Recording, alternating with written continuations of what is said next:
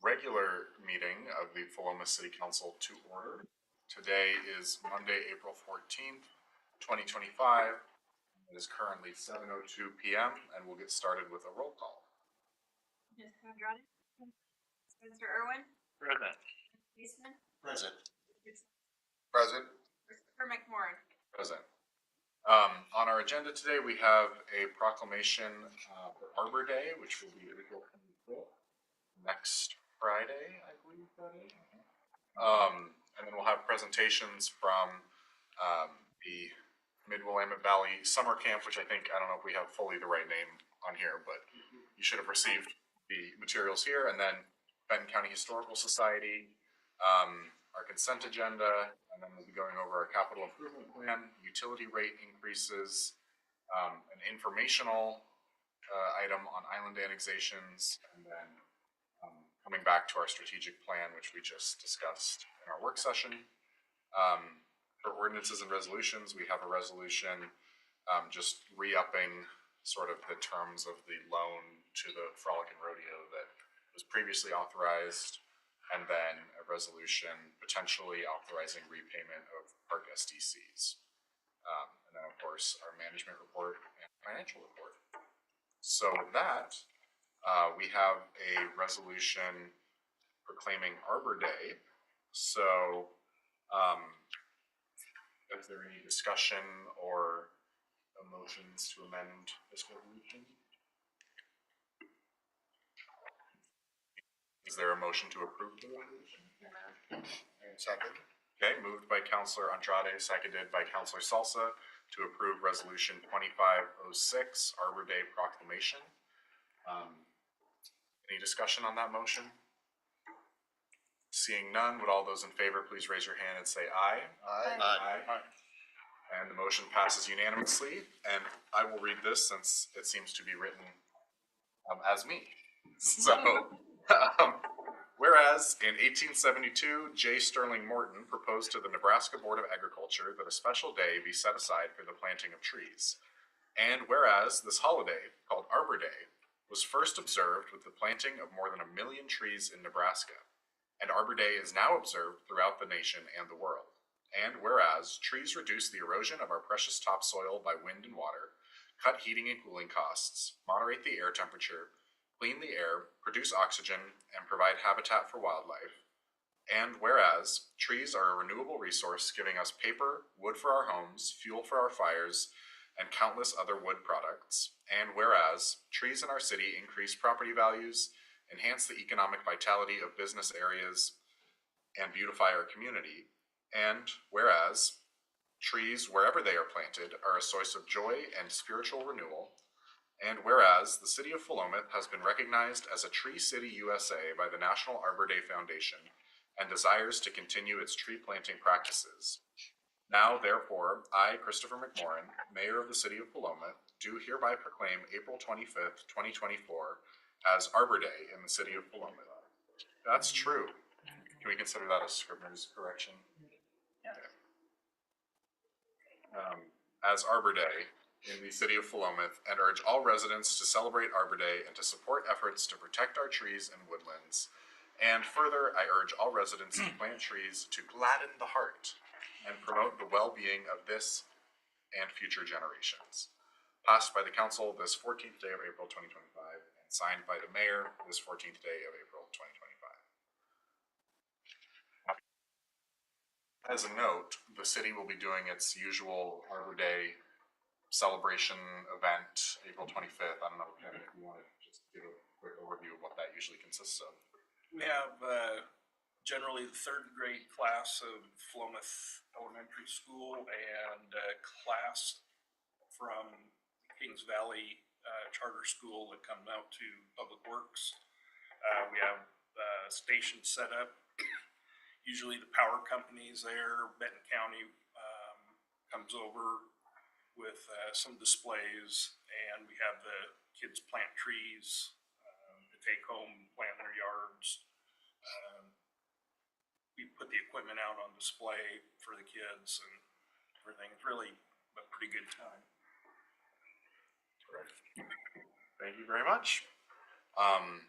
with that, we will have public comment. I'm assuming neither of you are here for public comment. Is there anyone online? Okay. Then we will move on to presentations, starting with Barron. If you want to just come up to the little table here, and thanks for being here. Appreciate it. My name's David Barron, everybody. I live out in Blodgett, but I frequent Philomath daily. My children are at school here, and my wife works there in Corvallis as a nurse. If you're ever at the urgent care, you might see her. So we're entrenched in the community. Chris, I've shared lots of gym time with, coaching, PYAC. Thank you guys for the support for PYAC. So I do coaching, basketball, football, and we operate a 20-acre farm out in Summit where we do poultry. We do eggs year-round and meat chickens this time of year and in the fall. We've been working with the Oregon Food Bank, food banks here in Philomath, Benton County, and Lincoln County, close to where we are in Nashville. And my profession, 26 years, I've been a firefighter, lieutenant for 20 years in the city of Portland. We moved down here about 12 years ago, and we love it. We didn't make a mistake moving here. And through just circumstance, I also met the mayor years ago on a community walk in Portland. That's true. And he said, "Hey, I live in Florida." I go, "Really? You know, you're in Portland. You would not think you talk to somebody in Philomath." So we had a good relationship, good communication then, and I went on, and now he's a mayor. You know. I'm here to present about our organization called Friend. The artwork I gave the calendar that has notes on the side. Earl Newman is a friend of mine, lives in Summit. He's an artist, and we came up with the logo for the organization Friend. And that stands for Firefighters Reaching Internationally Through Education as a nonprofit delegation. And so what we do is operate a STEM camp for girls and boys 13 to 19 years old. We know not everyone's going to be a firefighter, but it helps appreciation, helps build confidence, and brings community service into it, community safety. So it's 2 days. The first day is CPR, first aid.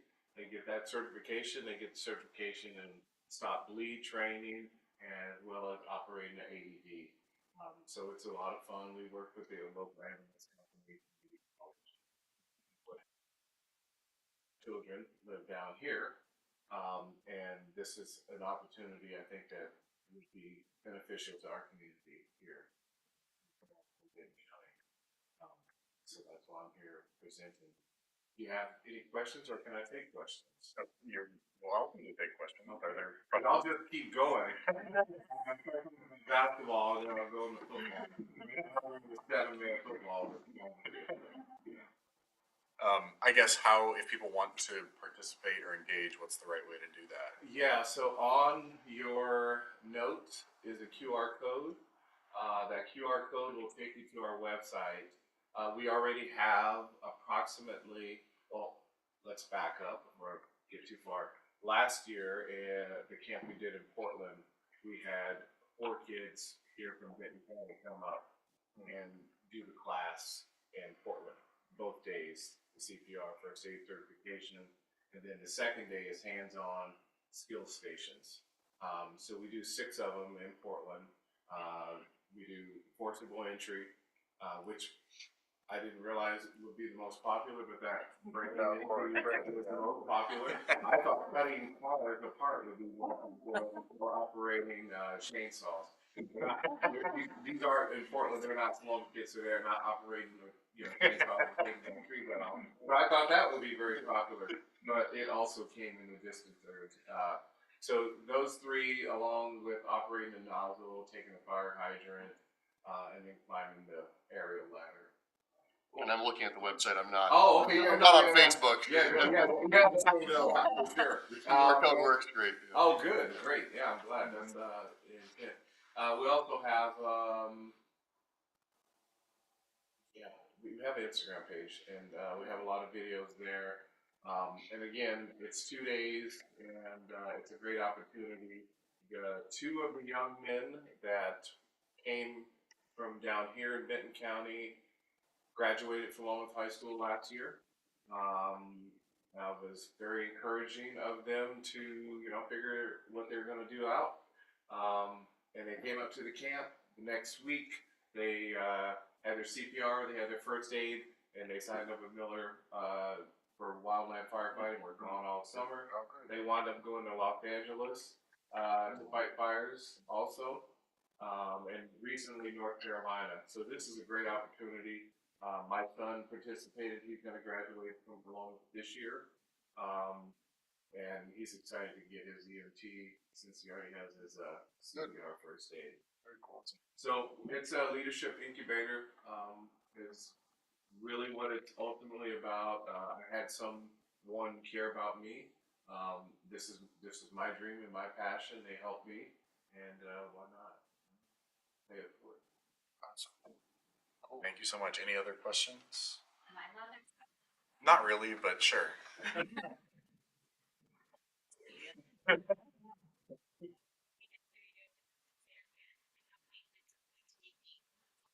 Two-day session, and can you bring me a flyer and when we see him on the hill and we'll put it behind Baltimore? Absolutely. Yeah. So the camp in Portland is going to be July 17th and 18th. And we have on the website you can sign up for interest. And I'm trying to differentiate the interest that is here in our county and our city, which is big. Actually, one gal from church, her daughter said, "Hey, she really wants to be a firefighter. Do you know what should she do?" I was like, "Well, she's a sophomore. She's got time. What about her CPR? Oh, she's already got that. Okay, well, the Explorer Scouts, and through this working with this organization and this camp and young folks, Scouts of America, the closest Explorer Scouts, which this is not that. This is an introduction into that. I was an Explorer Scout, very proud of that. Is Toledo.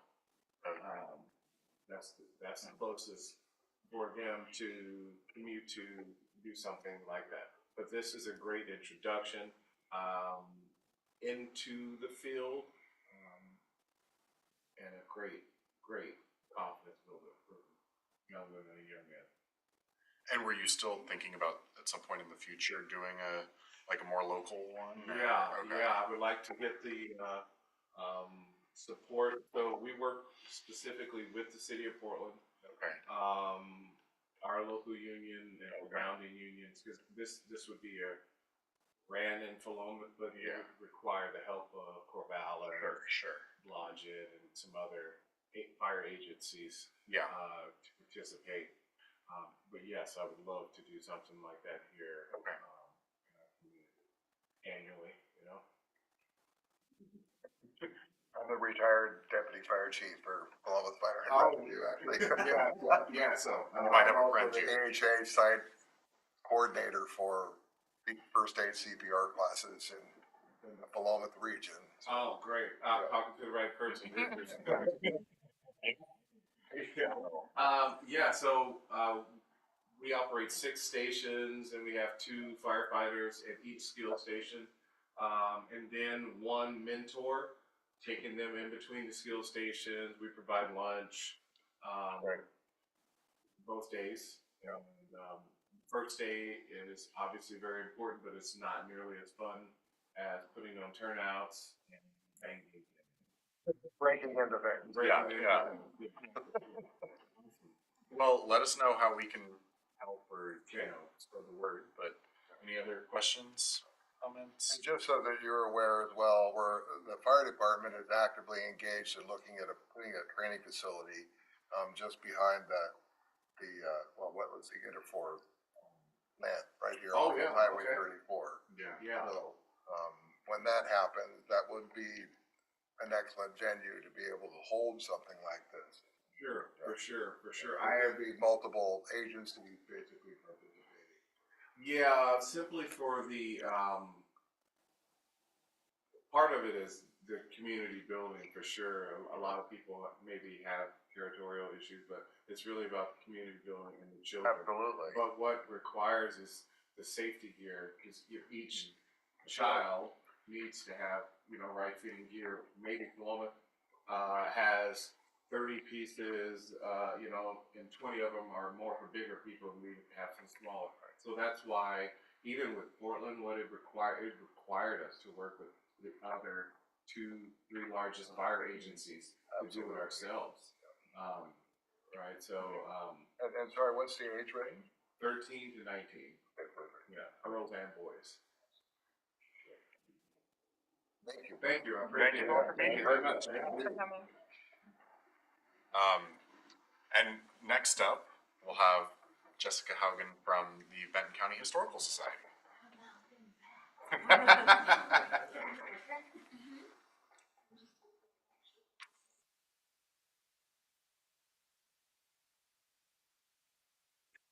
As long as you want, or whatever you want. So, okay, perfect. Or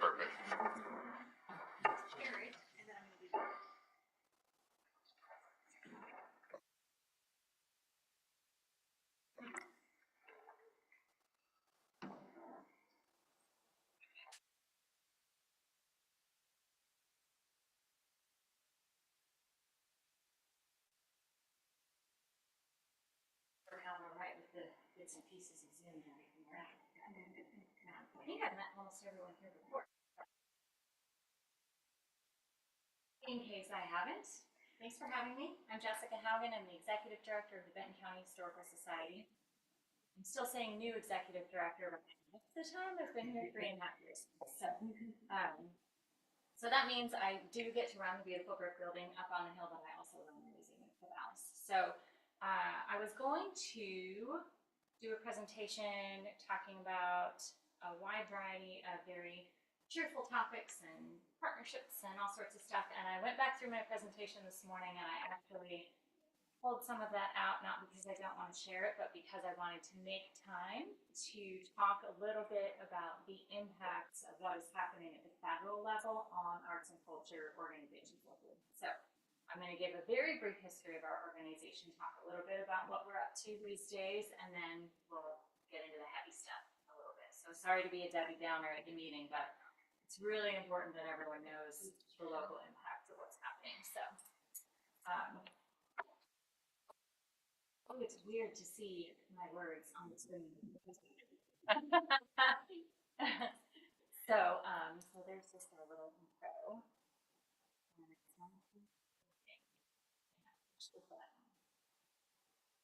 There we go.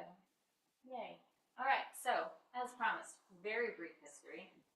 And if I talk too much or get in the weeds in something, just be like, you guys have a lot on your plate tonight. So the Benton County Historical Society has been around since 1951.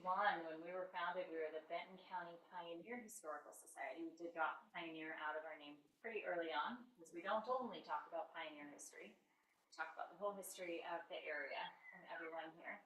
So from 1951 to 1980, we did not have a permanent home. We set up temporary museum shop fronts in a variety of places in Corvallis and Philomath. In the mid-70s, some citizens of Philomath came to city council. The city at that point in time owned the Philomath Museum building that we're in now, the old college building.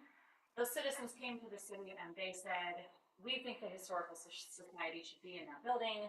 We think it should be fixed up for them. And it's my understanding the city said, sure, if you want to do the work, then we'll lease it to the Historical Society for $1 a year. So that's what happened, and we moved in 1980. We trucked along there for a while.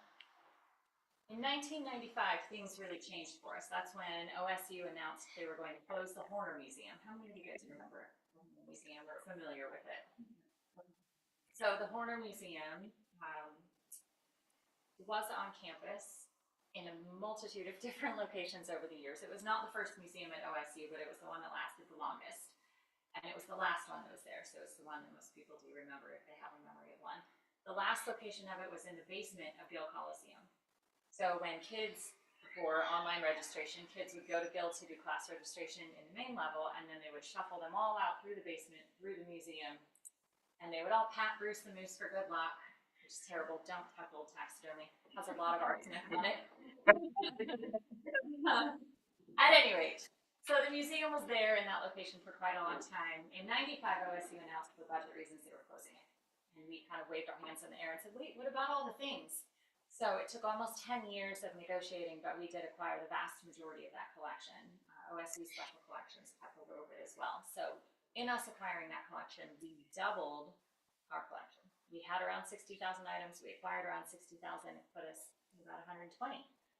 So in the meantime, while we're negotiating all of this, our board is kind of looking at each other going, we have this one old brick building on the hill. Where are we going to put all this stuff? Because at the time, the old building was our only building.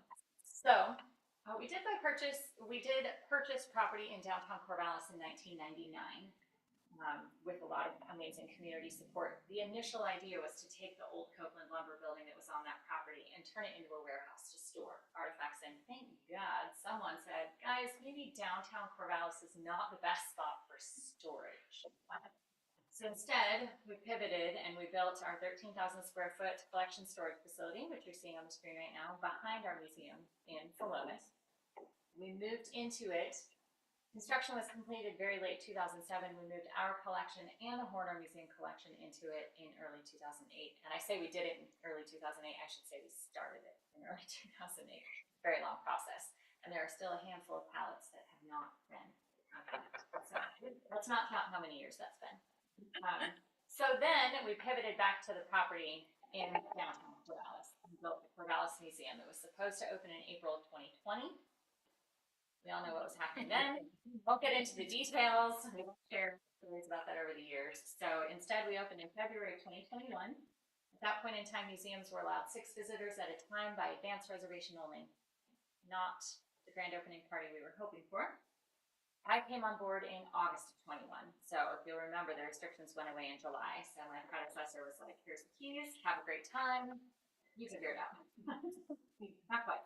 But in reality, that's what it was. I got to be the person figuring out what it meant for our organization to have 2 museums instead of 1. And not just 2 museums, but 2 museums in communities that, although they are very physically close to each other, are fairly distinct from each other and have very different needs. So, this brings us to the present. What's the core of museums? It's the stuff, right? Most museums in our past, our mission statements, and we are one of them, talked about preserving and collecting. Preserve and collect. So, that is what you see on the screen.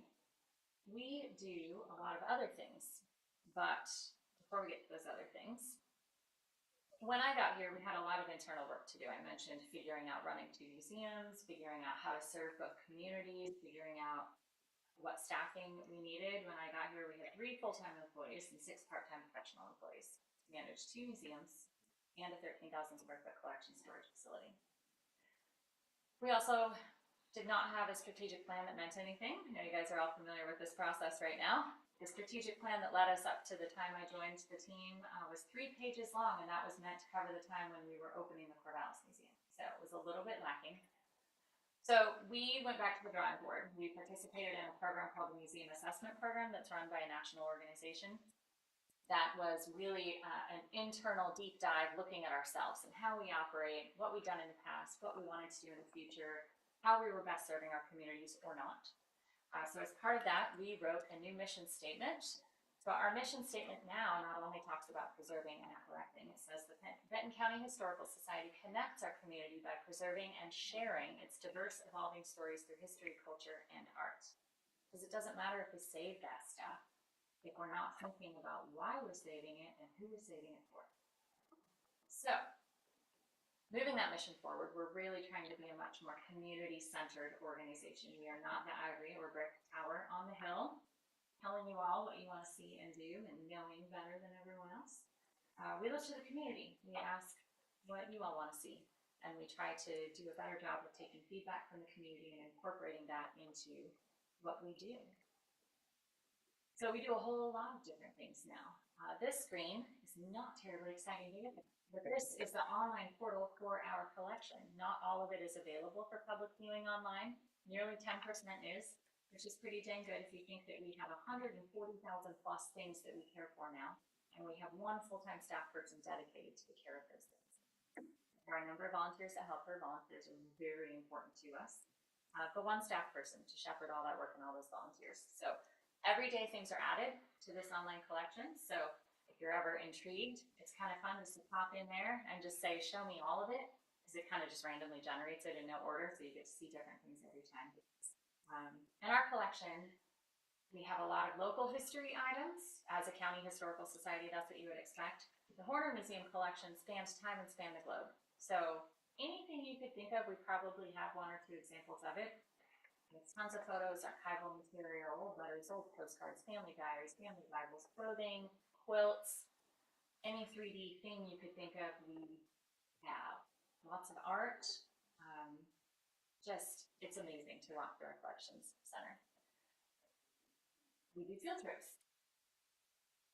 We're actively trying to build that program right now. It's really hard to get into field trips around here because all the schools want to go to science and technology and outdoor places for field trips. That is not us. But we have a really robust field trip program. We're getting more kids all the time, and it's a lot of fun. We do, this is a picture from Family Day a few years ago at the Philomathoregon Museum. So we do larger community events where we invite in other organizations. We do music programming.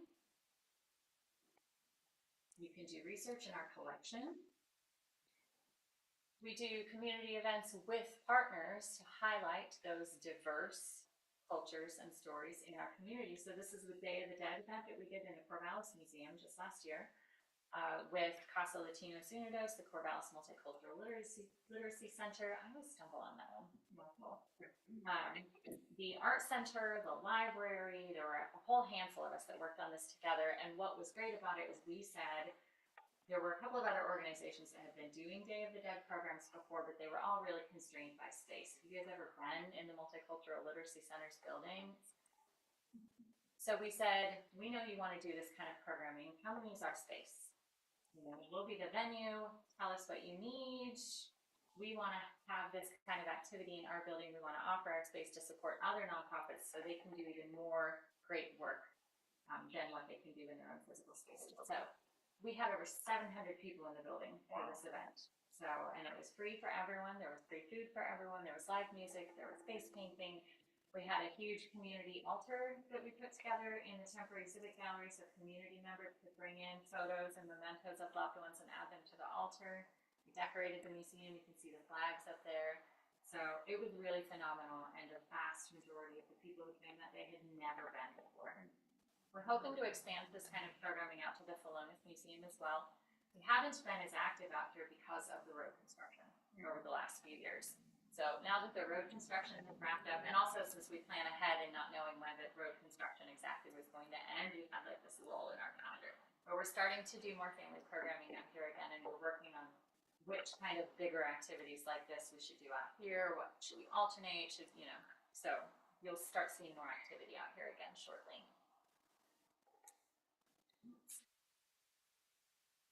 We, of course, also do exhibits. This is a brand new exhibit that we just put in Corvallis, and it's one of the most recent changes. So I know we're in Philomathoregon, but I have to show off Corvallis a little bit too. So this exhibit is called Put a Bird on It, Finley, Feathers, and Fashion. We're taking kind of a new approach to how we do our exhibits. So we're not doing a history exhibit. We're not doing a natural history exhibit. We're not doing an art exhibit. We are doing an exhibit that tells a meaningful story for the community, and we're incorporating those elements into it. So this exhibit is about William Finley. Finley Wildlife Refuge is named after him. He's instrumental in in the formation of 3 wildlife refuges in the state. He was very early in using photography in conservation, particularly conservation efforts for birds that were being killed for women's fashion around the turn of the century. So the exhibit includes a lot of the photos that he took and used in his conservation work. You can see some of the black and white photos on the back wall there. It includes taxidermy birds that were actually part of the Horner Museum collection. We have fashion pieces in there showing what the women were wearing that had the feathers on them. What's not included in this photo is we have a couple of art pieces in there as well. We have a piece from the gentleman who was president of OSU when they decided they had to close it. He didn't like that decision, but you know, when you're in charge, you make hard decisions. But he was a painter on the side and mostly painted birds. So we have one of his bird paintings in the exhibit as a little nod to him. And then we invited a person who is on staff in our department at SU and a working artist to come and create a big mural on the other wall opposite the birds, highlighting some of those species and really giving a nice emotional punch to the exhibit. So we're going to be bringing this kind of technique to our exhibits out here in Philomathoregon as well. It's going to be a little bit of a slower transition out here. The spaces don't lend themselves to it as well, but we're playing with how we can bring this kind of ethos to our exhibits out here as well. So why we do what we do. I mentioned this already, but we do it for you all. We do it for the community. So we're actively really working and talking a lot on how do we get more of these things out of storage? How do we make them more accessible? How do we share? So if anyone has a couple $1 million laying around that I could use to hire a bunch more people to work on the collection, that would be a huge step forward in being able to do so. But the way we're trying to do it right now is we are offering quarterly tours of the collection center. They are ticketed tours. We announce them through our email list. So if anyone's looking for that, make sure you're on our list. Just go to our website and sign up at the bottom. We're looking at the way we exhibit artifacts and the way we design our exhibits and looking at how we can incorporate more artifacts on display in both of our buildings all the time. Over here, eventually, that may look like carving out another room or two to be more exhibit space. It also is probably, hopefully, for a lot of reasons, going to be a more semi-permanent exhibit space in the Philomathoregon Museum. We're not changing exhibits quite as often. So we're examining all aspects of how we can do this right now, because again, it doesn't do the community any good. I mean, it does do the community good that we've saved them, but if they're just in storage forever, then there's no fun in that. So a couple little close-ups of more artifacts in there. So what's cut off at the top is I was asked to share a little bit of our funding and governance structure here. So governance is pretty easy. We're a 501c3. I report to a board of directors. Our bylaws state that the board has to have between 7 and 15 members. We're at around 11 or 12 right now, so it's a good solid number. Our budget for the fiscal year we are currently in, our fiscal year runs July through June. Our budget is $937,000. We have made some changes in the time that I have been here, the 3.5 years, so our budget has increased. I mentioned we had 3 full-time staff when I got here. We now have 6 full-time positions and 2 part-time professional positions, and then a handful of front desk staff. Still very small for the amount of work we're trying to do and all of the things that we care for, but we're moving in the right direction. So almost, or a little over rather, a quarter of our budget comes from Benton County every year. And we have to ask for that every budget cycle. It's not guaranteed. In 1978, the voters of Benton County approved a levy to support us. And in 1992, they approved an increase to that levy. And then 1995 happened and all the property tax laws changed and the county was no longer obligated to give us that money. But they have continued to support us since then. I don't want to jump ahead too much, but remind me to get back to our county funding when I talk about what's happening at the federal level right now. So that support is crucial to us. It's very, very important. It's wonderful to have a partner like the county supporting us. Our endowment funds, we have just over $2 million tucked away in endowment funds. So the interest that we earn off of those gives us, this year, gave us about $73,000. Of course, again, we all know the market's changing, so that amount shifts over the years, but it is a revenue stream we can rely on. We have a variety of earned income streams. So the total of what I've listed there is just under $108,000, but we do rent out our facilities, parts of our facilities, I should say. We have a very active membership program. And all of these numbers that I included on there through the end of March for this fiscal year. So our museum stores brought in just under $40,000 so far this year.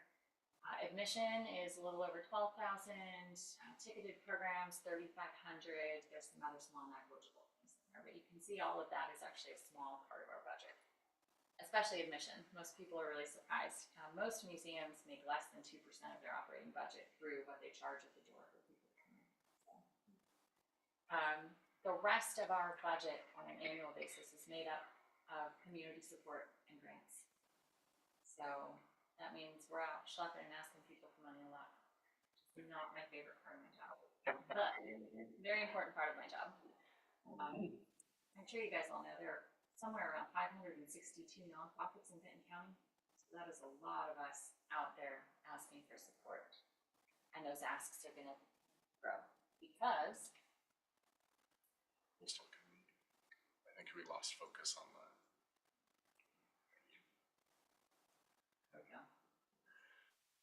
Several changes. The three things that are impacting museums and libraries and other arts and culture organizations, particularly right now. The Institute of Museum and Library Services is the only federal agency that specifically supports museums and libraries. It has effectively been shut down. All of the staff have been put on administrative leave. All of the grant programs have been canceled. That is a slightly bigger immediate problem for libraries than it is for museums. IMLS for libraries gives out money to state libraries across the country. The state libraries use that to support their own staffing, and they use that to support shared services that they provide access to for all libraries within their states. So our libraries here are already feeling the effects of those things being restricted and or going away. Museums, it's structured a little bit differently. There's not, I should say, the museum industry is structured differently than libraries, so there's not clear trickle-down lines in a hierarchy like there seem to be for libraries. Rather, for museums, they had a number of really important grant programs, some specifically that supported museums in small, rural, underserved communities, some that were more based around what kind of projects. There was a whole gamut of funding there that was available. They also did a lot of support studies for the industry. They do this for libraries as well. They're looking at pay structures and looking at accessibility in museum buildings and looking at all sorts of different things. So all of that work is gone now as well. National Endowment for the Humanities is another really important federal agency that has done a lot of granting in the past. It's a bigger umbrella. It's not just museums and libraries, but it's a very important place we all look to for funding as well. Their staff's been reduced by 80%. All of their grant programs have been put on pause, and I saw just over the weekend that the money that has been pulled out of NEH is going to be used for the sculpture garden that President Trump wants to put together, highlighting all of the Confederate statues that were removed from the South over the last 6 years. So NEH does a whole lot of work. They support the state level humanities organizations. So Oregon Humanities is an organization that we've gone to bring some of their programs into our communities before. They do granting as well. About 2/3 of their staff was supported by funds directly from the National Endowment of Humanities. So their humanities, their programs. National Endowment for the Arts hasn't been impacted quite as much yet. They canceled their Challenge America grant, which was one that specifically served rural and underserved communities. They made changes to their grant guidelines stating that nothing would be funded that, quote, promotes gender ideology, and they would fund no programs that promote diversity, equity, and inclusion. So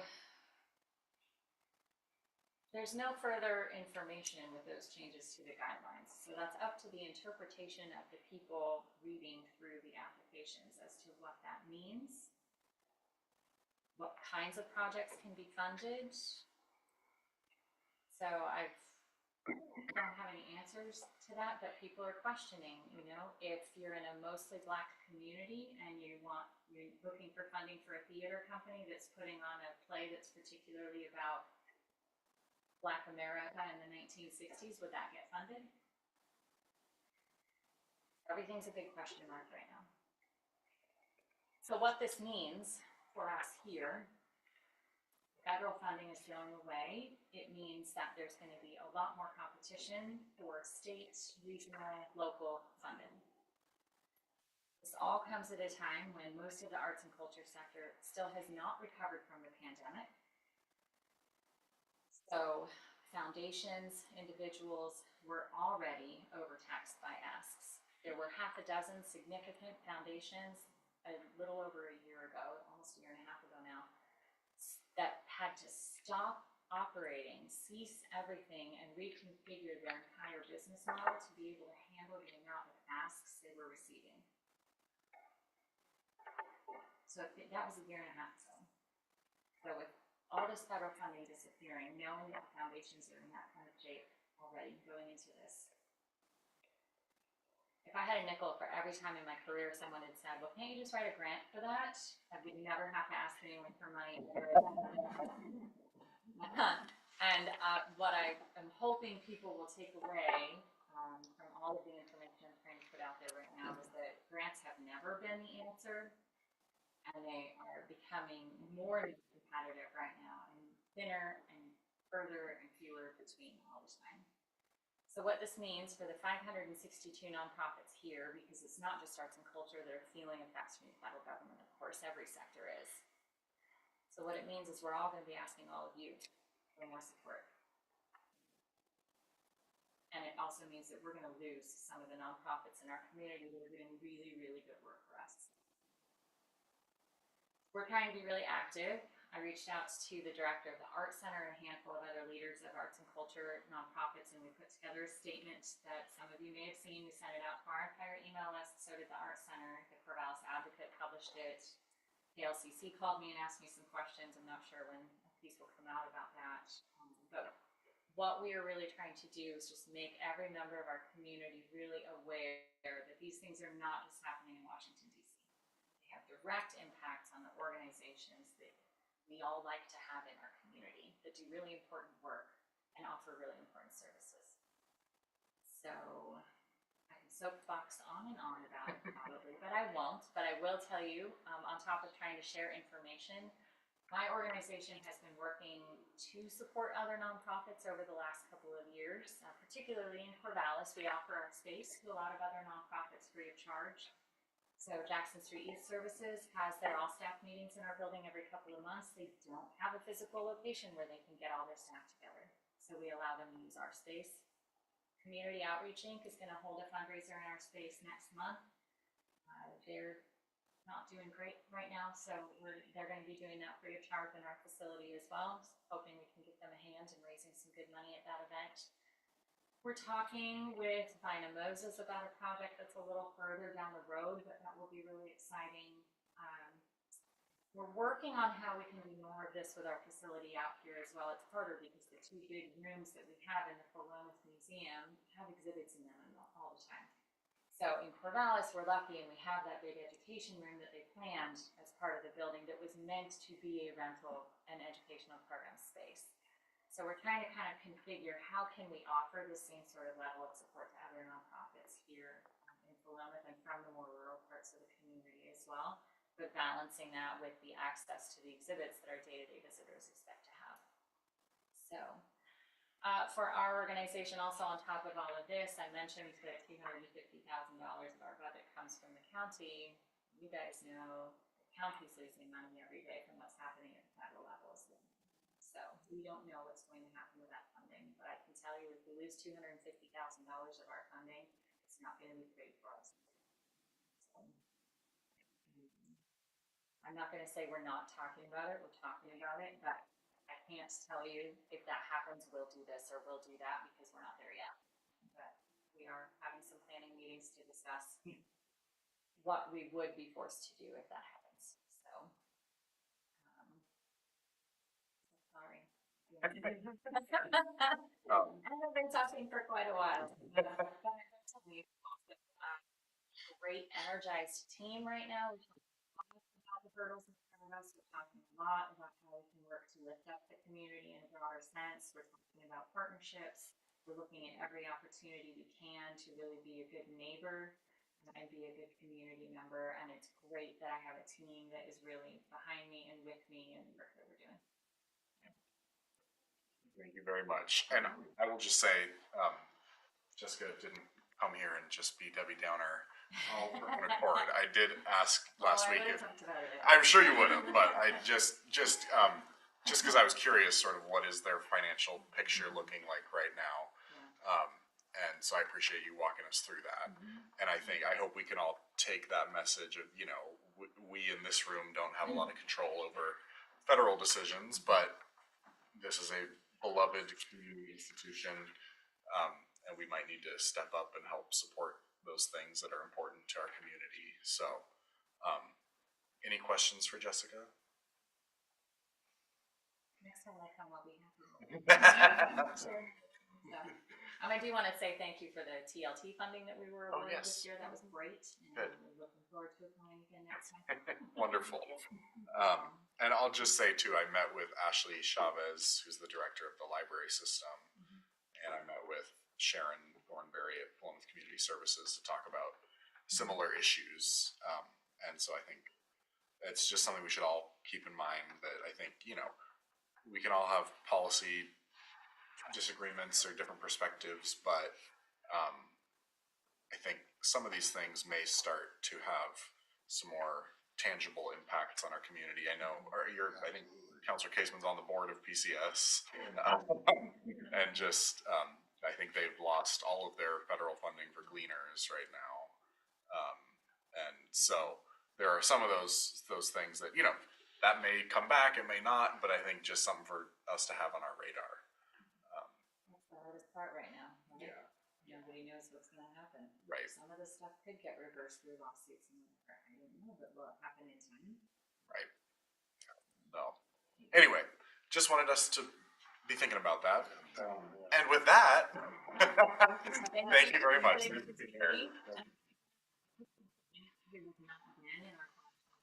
Yes.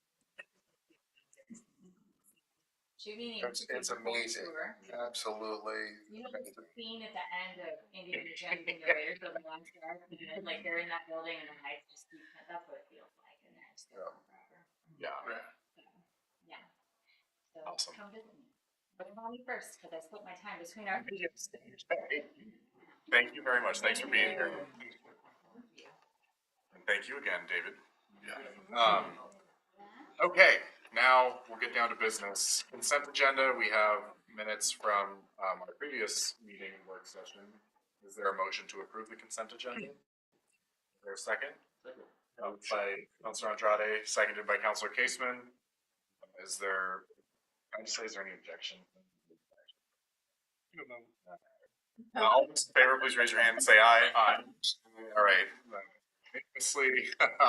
Now, back to our capital improvement plan review.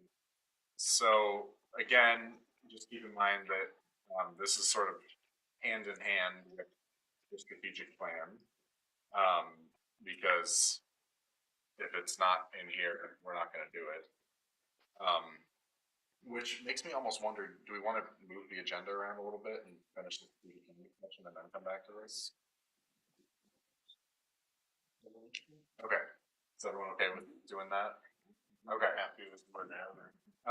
Then let's skip ahead to F4, strategic plan approval.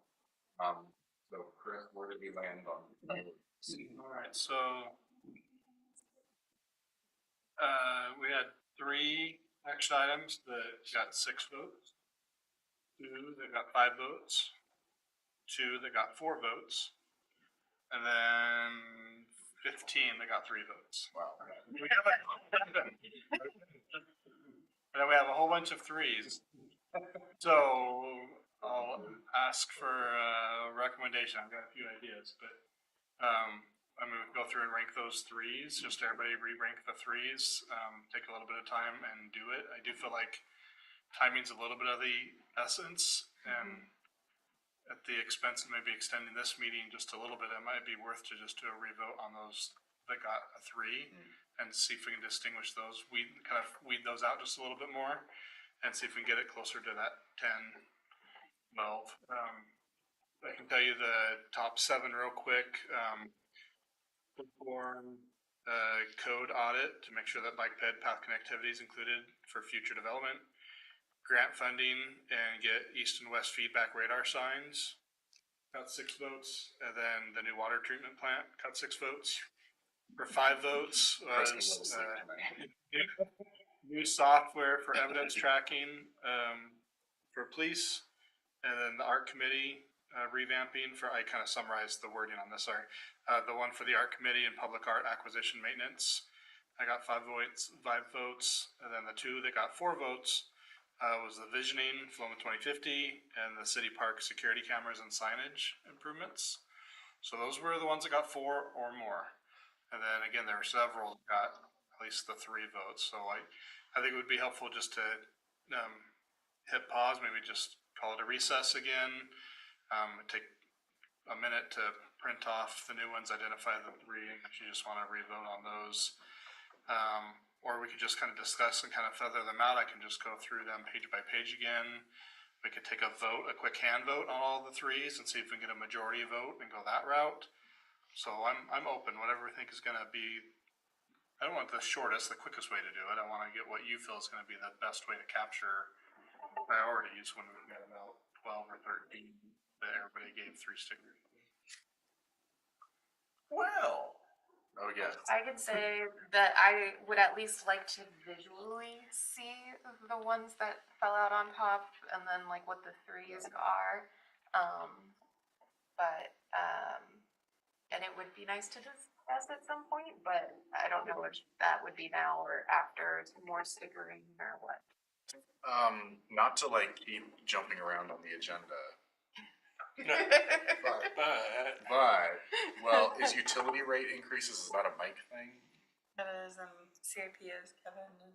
Well, I'm just wondering if Chris could go kind of reformat some things and print some stuff off. Oh, yeah. And Mike could walk us through utility rate Yes. increases. We can do that while Chris is preparing the. Probably enough time.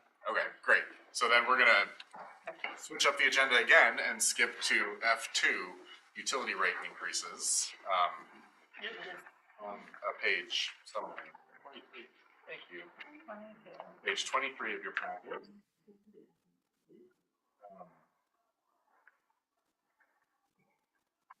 Does Mike, as well as maybe Spencer, if you want to chime in as the Public Works Chair, but or excuse me, Finance and Admin Chair. Right. Yeah.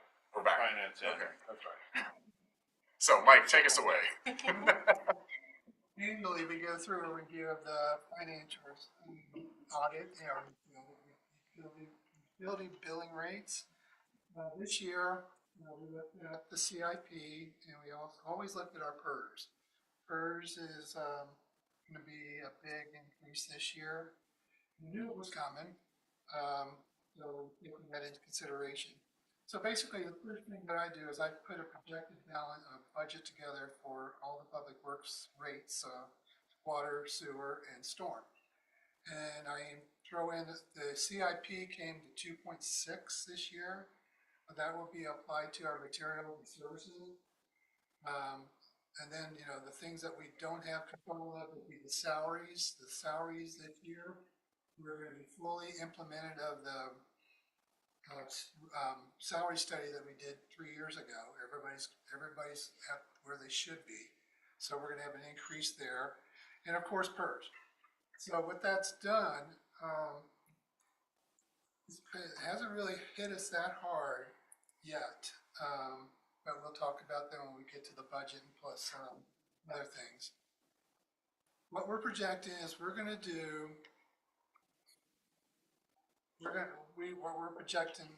say increase the base rate to 10% for the water and the sewer, and the volume rate by 5%. For the fees, and other, just those two, we're going to use the engineering news record of 0.078.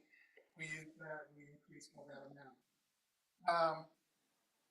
So I have given you, as an attachment 1, I've given you what the rates will look like now, and the new rates, and the next 5 cents.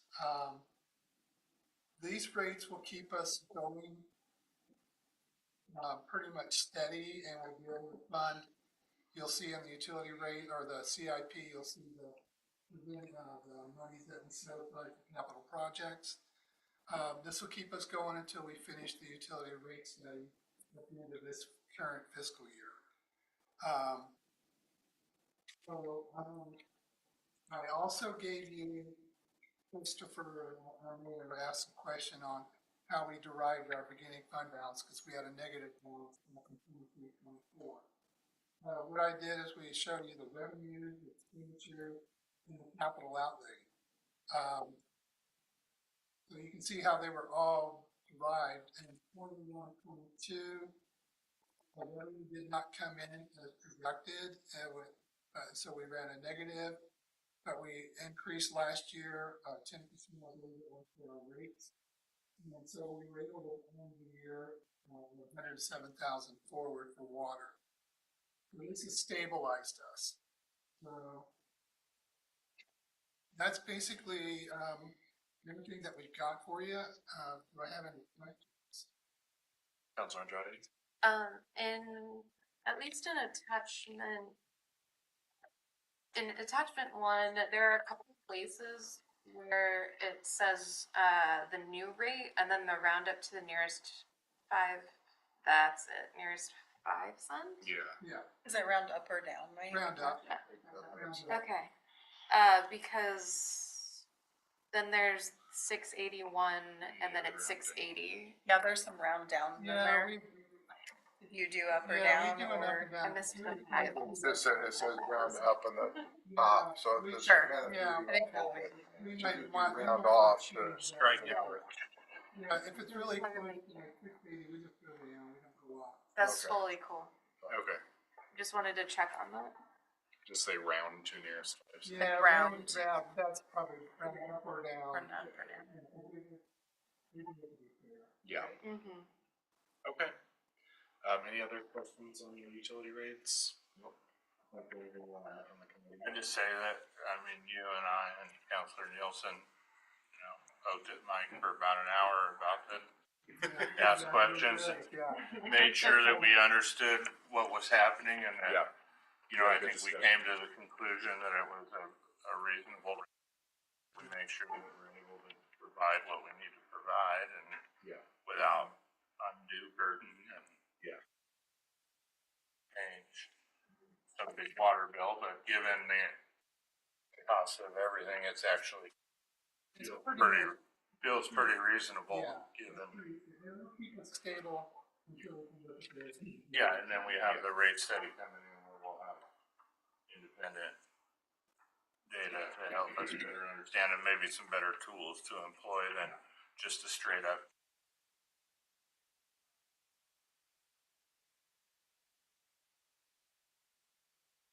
Or to losing Enterfor's water consumption.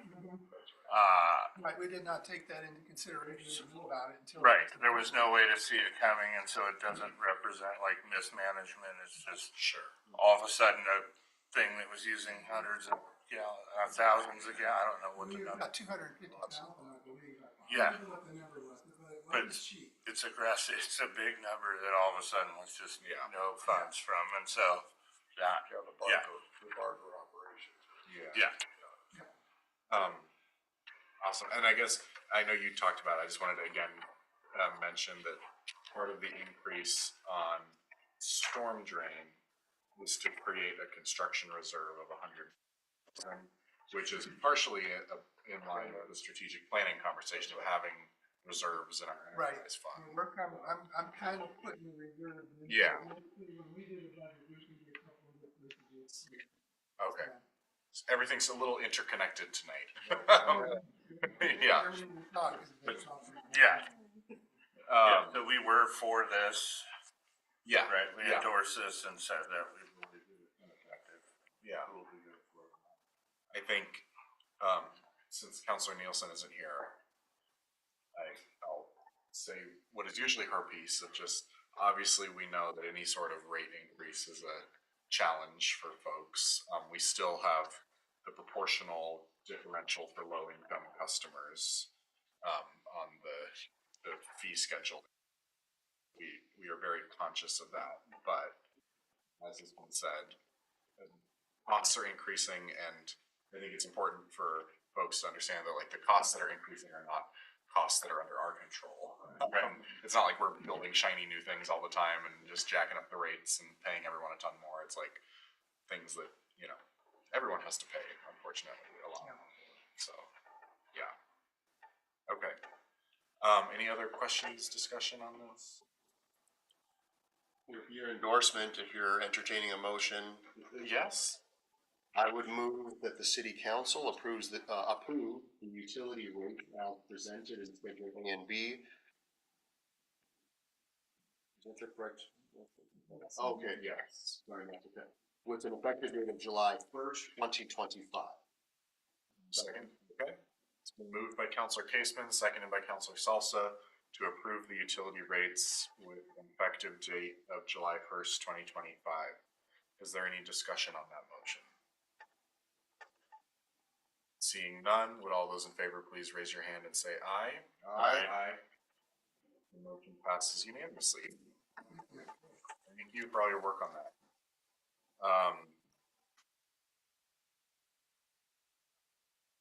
We can either take a recess if we're planning to do that. Let's do management report. That's a great one. Okay. Yes. Yes. Fritz here. It's like, oh, what should I do next? 47. Chance. Yes, page 47. Chelsea, do you want to lead us through that? We're also, we have our other folks here, which is great. Yes. Okay. Okay, so the management report for April 2025. As you can see, we have a number of things in here from every department, which is great. Everyone's working hard. The library expansion, the final work from the consultants is completed. That is one of the items that we were talking about with the community visioning that seems timely wise that we would wait and see if we can get that going and get an idea how high of a priority that is, so that we can put focus to the library if that's where the focus should be, which I have a feeling it will rank pretty high. Let's see, what else we have? City manager has been helping out several other agencies, Benton County and City of Dallas, with hiring some of their executive level staff.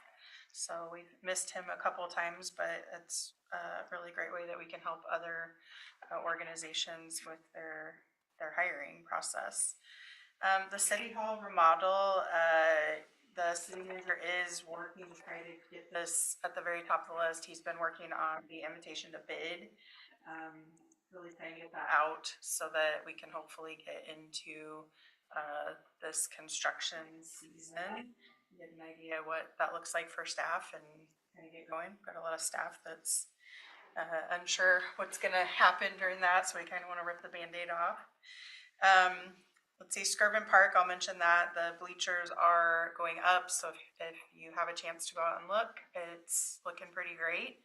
And they are on track to be have the frolic this year in the new grandstand with the new restrooms, so that's really exciting.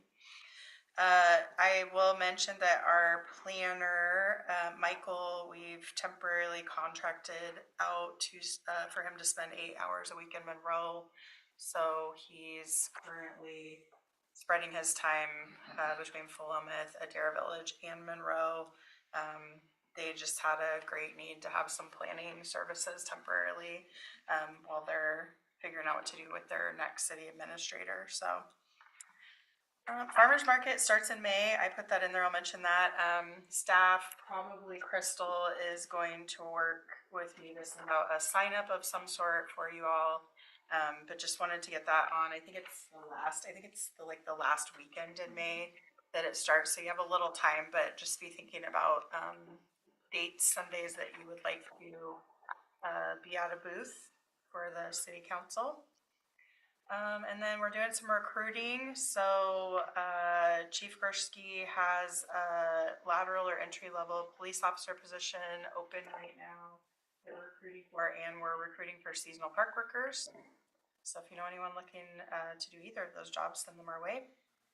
And then police, they've been increasing training, they've been talking about that, so they did send, both of our sergeants to some advanced level training, which is just really great for the department to have that additional knowledge coming in.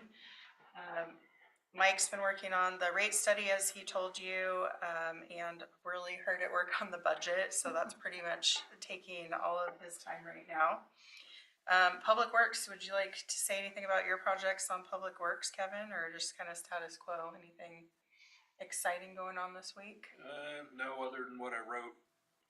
We just found out, I think it was last Thursday, that the Department of Fish and Wildlife are giving away 200 trees that they're gonna plant.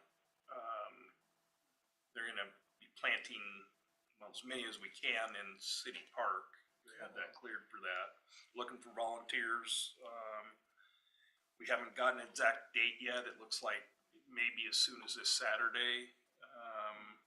But it might be 2 or 3 other, if anybody's interested in planting trees with them. How do we sign up for that? Who are they planting trees with? Like for the Fish and city? Wildlife. Oh, with Fish and Yeah. Wildlife? Oh, Okay. They're planting, they have their own volunteers, and then Gary's reached out to our 2 board members, the tree committee, tree advisory board members, and they're gonna, both of them have agreed to help. We just need to get the time. And I saw an email just at the end of the day today that Gary and the Fish and Wildlife leading this up. We'll get together tomorrow or something and finalize more when they're gonna start or the day they're gonna start, so. awesome. You wanna plant, get a hold of Gary. I Okay. think he's out Thursday and Friday, but Okay. We'll try to get the information out too. yeah. Great. And then, just wanted to mention, Park Advisory Board is working on Music in the Park. The first concert is we were able to get the high school and middle school bands again, which is really exciting. Thursday, May 22nd. And just note that the structures of the concerts has changed this year. So we're starting, the next concert's gonna be later in June, and they're gonna follow a second Wednesday, fourth Sunday structure through this year, and they're gonna go into that Wednesday in September. We're gonna try that out, see how that works. We've just had some feedback over the years that, you know, we're trying it out. If it's an epic fail, we'll talk about going back to how it was, but yeah, so that's, But the first one is still on Thursday. it's still on Thursday, and that was because the schools really needed it to be on Thursday, and we've committed to trying to work with them. Whatever they need, they're trying to schedule around a lot of different things, and Yeah. we're just excited that they're both able to attend this year, so hopefully, everyone can come out and listen to them. It'll be fun, I'm sure. I love listening to the kids playing. Thank you very much. Any questions on I that? have a quick question. A lateral officer is one switching from somewhere else? Okay, that was my hunch, but I didn't know, I didn't wanna just away from wherever and Right, so we'll generally. way cooler than wherever you're Yeah, from. right. So we generally open for either lateral or entry just to get the most applicants. Occasionally, you'll see us just open up for a lateral, and that's typically when there's a lot of really new officers and we really have a need for someone that has more That experience. makes It wasn't for a smaller department or Yeah. Yes. family in the area and they wanted to go here. Yeah, or even sometimes, you know, we have a former county deputy that works for us now, so sometimes at some point in their career, they would like to try working for a small community, and you just never know, people have a lot of different reasons, so. And part of the appeal of the lateral is we don't have to spend 2 years or whatever training them. Right. Right, it's much quicker to get them out on their own, so, yes, and they have experience that they can share. Yeah. Perfect. I'll just say one of the things on administration that I wanted to offer kudos for was the city manager and the planner held a meeting with folks on 16th Street and Mill Pond Crossing that I joined for. just to kind of go over the efforts there on lot lines and trying to finally find some resolution. And obviously there were some strong feelings at that meeting, but I felt overall it was a good step in the right direction, some positive energy towards actually kind of getting it done. So I just really appreciated the planning that the planner put into it, and the city manager and the outreach they did and meeting the community. I thought that was an important step. So, and with that, Was there an outcome to that, or? so I think there's 12 lots that need lot line adjustments. I think there's 3 of there that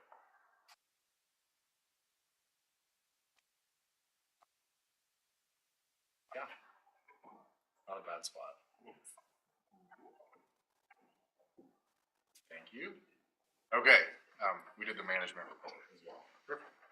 So now we will head back to item F4, strategic plan approval, with this list of where we're at. The monthly financial report, did we wanna do that? Oh, talk about it? Yeah. Can I bring you all on one thing that's gonna come into play when we talk about the CIP? Sure. On page, every one of these reports, which your actual for the 2025 will show a high ending balance or available. Let's look at the general fund, for example. The net revenue is on page 49. The net revenue for the actual column of 228.25 is 2.9 at this time. By the end of the year, we are going to hit budget of 1.3. So we think we've got a whole bunch of money. We get all of our money in at the very beginning of the year. Right. And so that's what happens a lot. Now, when we talk about the CIP coming up, we're not going to have anything carrying forward. I want you to look at page 53. I think that's where it is. Hang on. 50, no, page 50, I'm sorry. The net revenue at this time is $81.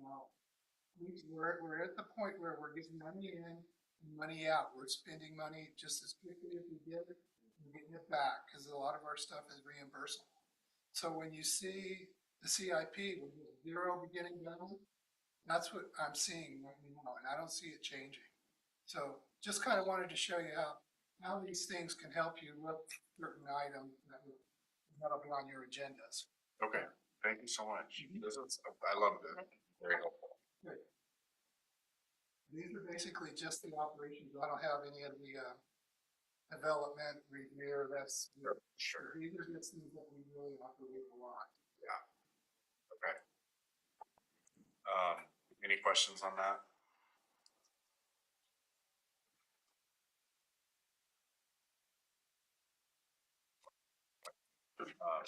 Can't wait to see Crystal's minutes. So again, the column on the left is how many votes were given, and again, this is the process and a tool we're using. To the right is the action item. Again, this is pretty much word for word. I made the adjustments to the couple that we added. Councilor Andrade's is added in here. The ones that we changed from objectives to action items, I've added in here as action items, and several of them got some votes. So that's where we landed. I did print off the ones that got 2 and 1 votes, so I have those as well for just like what got any votes at all. I don't know, we need to go down that far. We'll stay in the 3s, 4s, 5. I think the first question is what's your initial reaction, I guess, to the top 7? How do you feel about those 7? Are we solid on those? Any concerns, any surprises? We can shift the focus to the next, 3 or so. I guess I just would be curious because I know I muddied the waters a little bit, so that's partly my fault. Just on when everyone put their sticker on perform code audit to activity, is that what we wanted, or did we want it more sort of the general? Oh, on so the first one there, perform the code audit to ensure bike ped connectivity is required. I'll say this about that action item. We're doing a code update right now, and a major part of that is some of the new provisions that are in for housing specifically. And when we're looking at housing, we already have pretty robust requirements for new development coming in.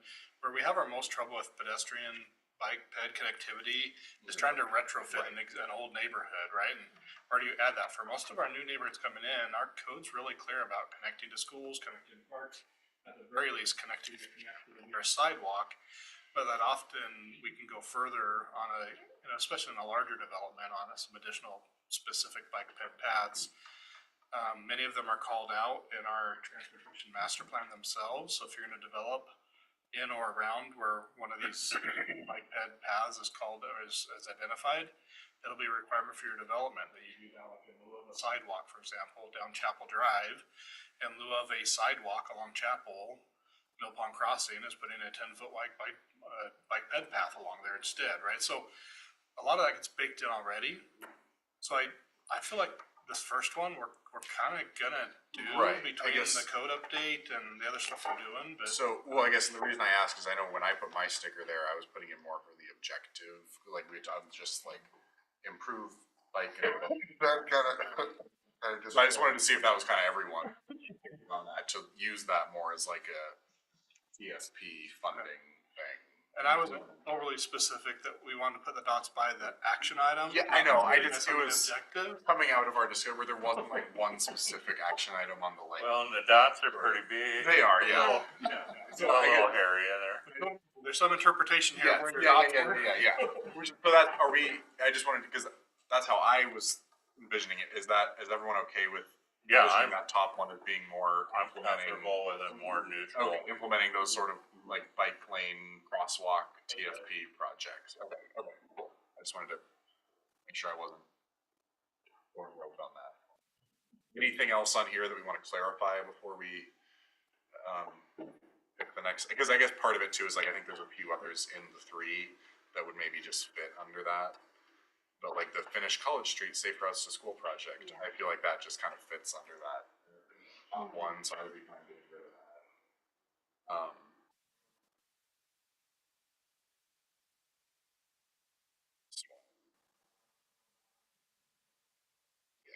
There's a whole. Well, let's just go down the threes then. Sure. To compare. So adopt a financial policy to establish reserves amount. This is one that Mike spoke to at the very beginning. Got 3 votes.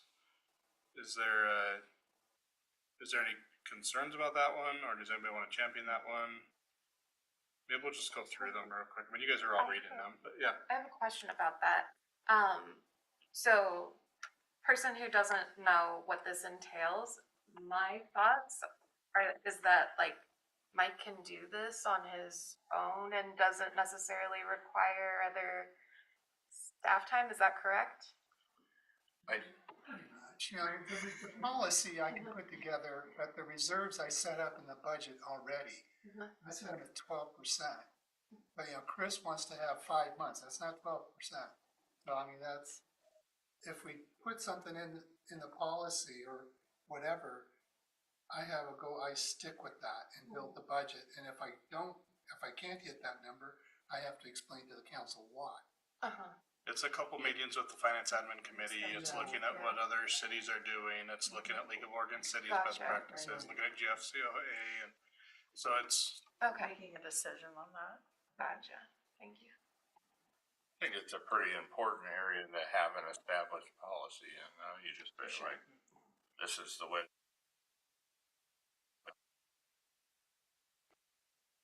I can borrow. Right. And morph it to us, and I think I wrote it down. You just have to bring it to the committee.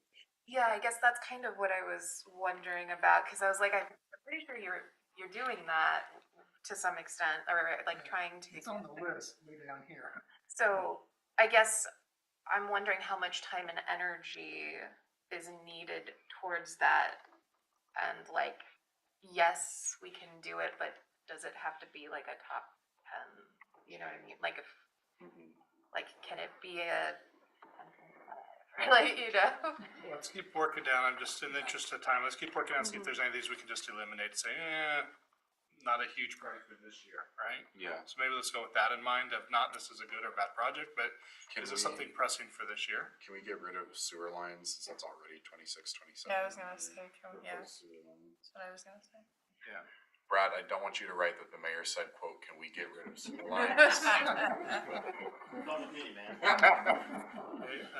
The second one down, actually improved remote hybrid meeting capabilities. Is that a huge priority for this year? It'd be nice at some point. Sorry, say that again, Chris. Improve remote hybrid meeting capabilities. Like our sound About system and our. Improving sound setup. system, maybe looking to add microphones or do something different with the setup for the hybrid meetings in this room. Actually, I want to say being online into this meeting is much better than most places that I've been online for meetings. It's not stellar, but it's, you know, we don't have the owl, for example, that kind of does, you know, focuses on faces and stuff like that, but. Are we fine Waiting on holding me. off a year on that? What was the provide opportunities for public feedback in? This was the new one that Councilor Okay, Naradi did. That's okay. how I summarized it. It wasn't exactly there, but that was I think giving opportunities for the public to. I'd be comfortable not having that as like its own action item and more so just like incorporating it into what we're doing on these, like, you know, as we talk about bike lanes, talk to the neighbors. As we talk about an art committee, get public feedback on art, like not instead of its own kind of action. Does that work for you? Yeah. Okay. I guess the main priority for me was just like prioritizing that, especially since like the community agrees. Right. Totally. Yeah. Okay. Youth Advisory Council, City Council Youth Advisory position. I would prefer not to get rid of it. It's like 11, and like I can work on it if I have time. But if we don't get it done, Which one is that, Chris? the Youth Advisory one. Oh, gotcha. I feel like it makes it nice, like it's not that hard and it Right. might be nice, but if Right. we get swamped, then it, We'll survive. yeah, Okay. I agree with that as well. 11.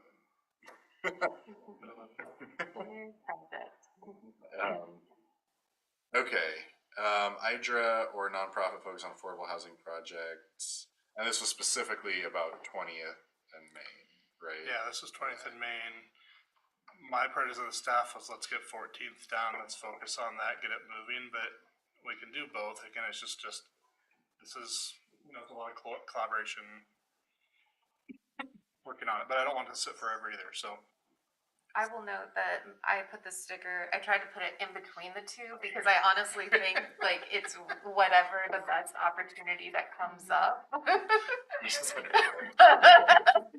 No, I just meant in, no, I meant in terms of like, I'd be down for either. And as for the timing of it, I think it just really depends on So what opportunities there are. I guess that was part of I had prioritized the 20th one because it felt like we had almost gone further down that road, but then I guess I just was lost on sort of where that ended.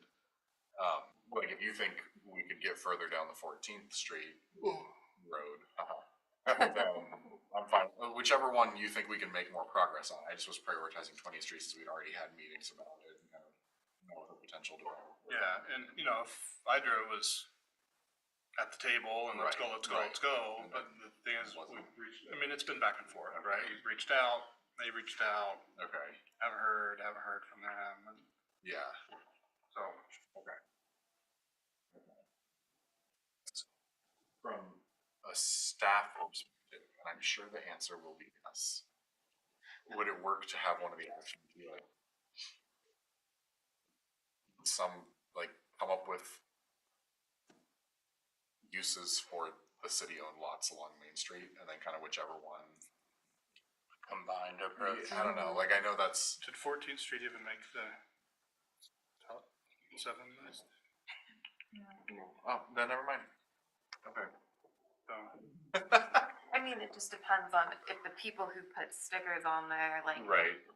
You're like speaking hypothetically. you know, like,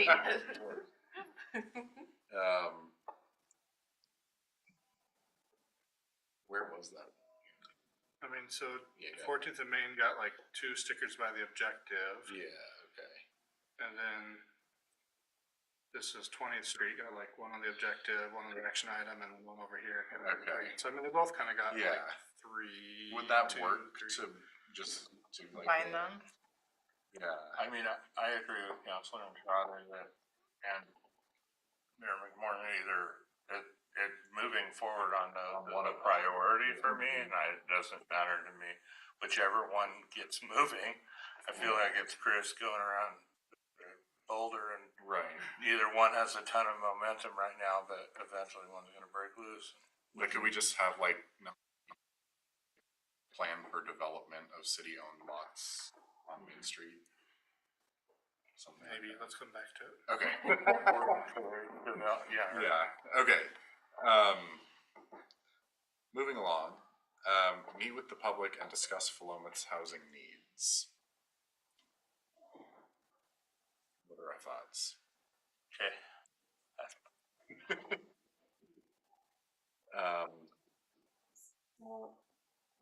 This was under the goal of Philomath has affordable housing options. Right. Right. And then the overall new objective was to increase affordable housing in Philomath, and this is one of the action items that was listed, was to not just inform the public of Philomath's housing needs, but to have a discussion with the public about Philomath's housing.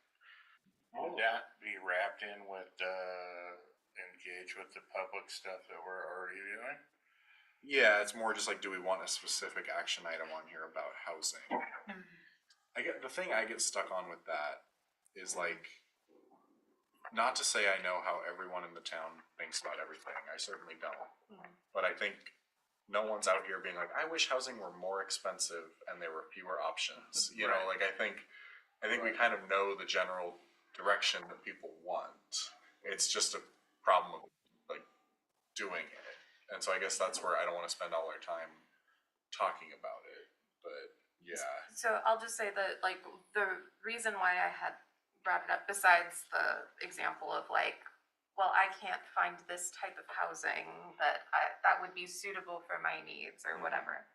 Besides hearing those individual stories, I was thinking along the lines of, I mean, the fact that our housing needs analysis keeps our single family detached lot needed housing percentage at like the same, like 60%, I think it was like the proportion of single family detached lots versus multifamily versus the duplexes and stuff. Like they just treated the future needs as the exact same, and that's what led some of us council members at the time to write that statement of like, we need to have a discussion about like what it is that we actually want to see in our community, what mixture of housing, and like as long as it's clear that we do want to increase the amount and types of affordable housing, I guess it's not as necessary, but also we haven't had that conversation. And so that was kind of more of the like, well, we need to get away from having the majority, I would think, based on our conversations, that we would need to reduce that percentage of housing as single detached lot.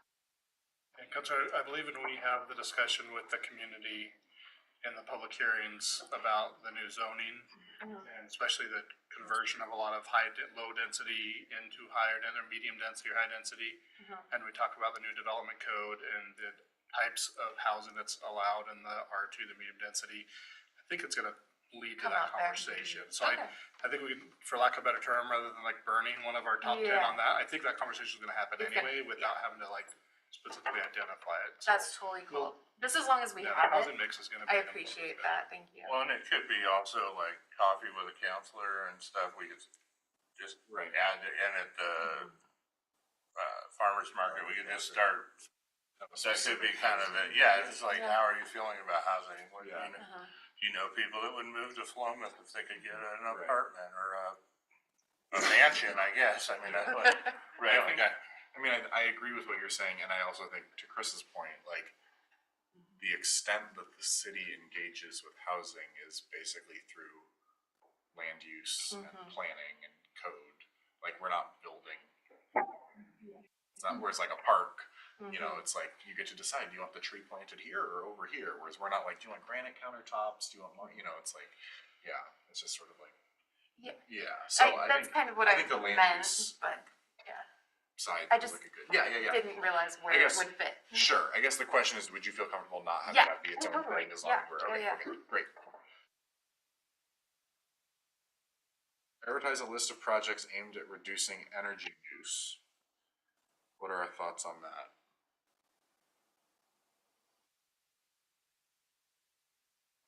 I would think the audit would need to happen first. Are we doing an audit? That was an action item on Oh, the same well. spot. Here we are. City facilities. Okay. Yeah.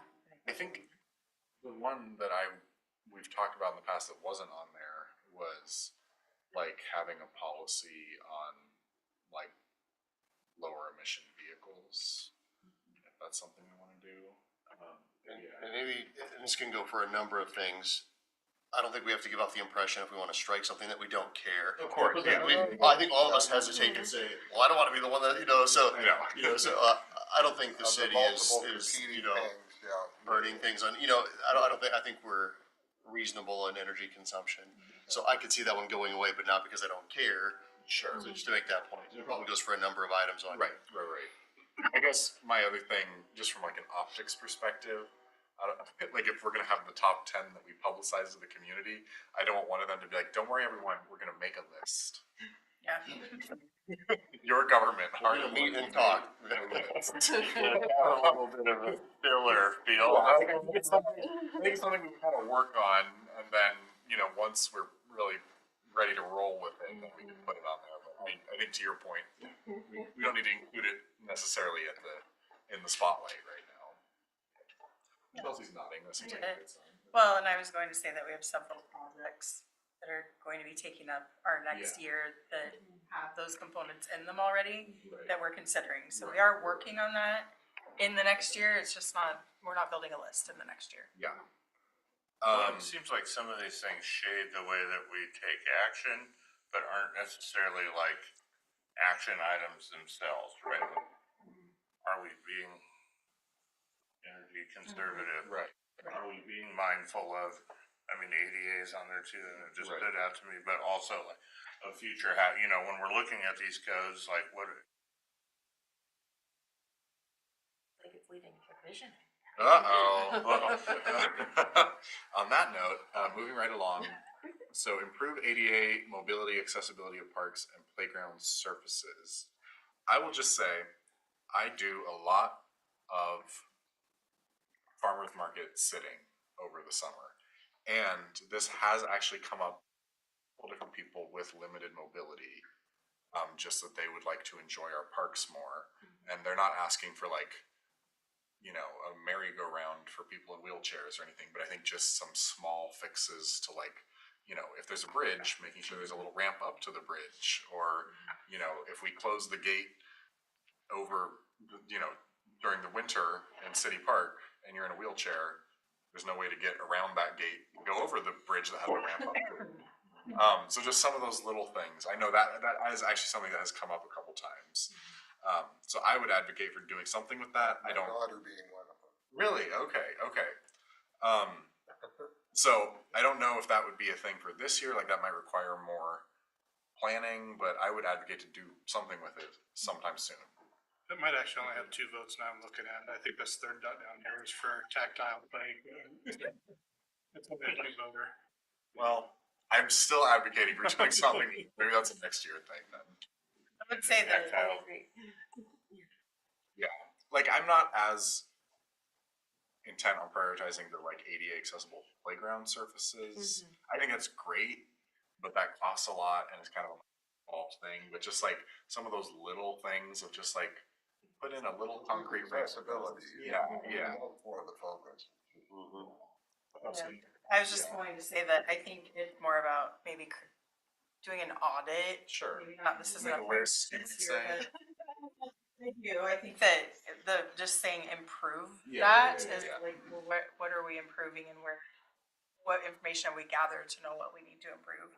So I would say maybe when we put that on for next year's strategic plan review, we should look at the language and maybe get a little more specific on how to get there. That's very accessible. It's very accessible. Right. from that standpoint. Right.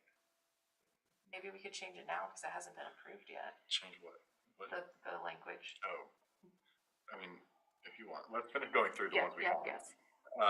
Okay, improve pavement conditions on South 9th Street, North 9th Street in College, North 8th Street in Maine, North 10th Street in Maine, and Pioneer Street between 18th and 19th. I love this. Yeah, I think we.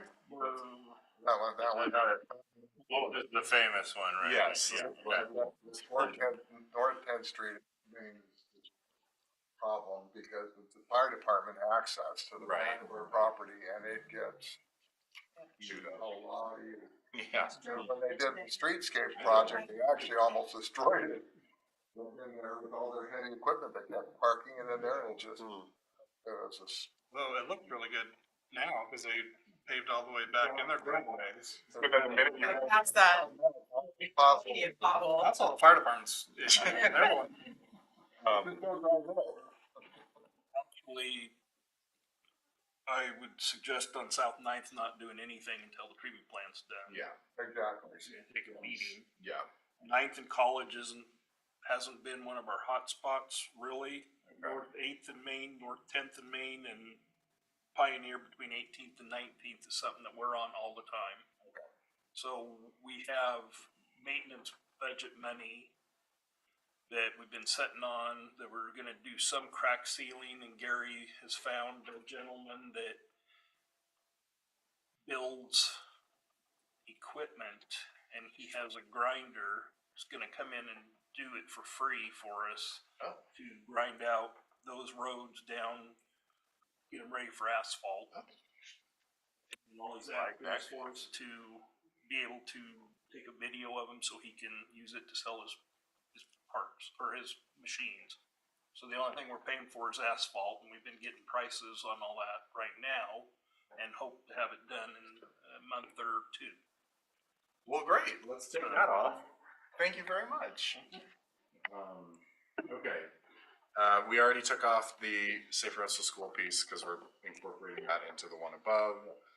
Increased budget for officer training. This seemed like something there was interest in. I would advocate for it especially if it sounds like it's going to save us money.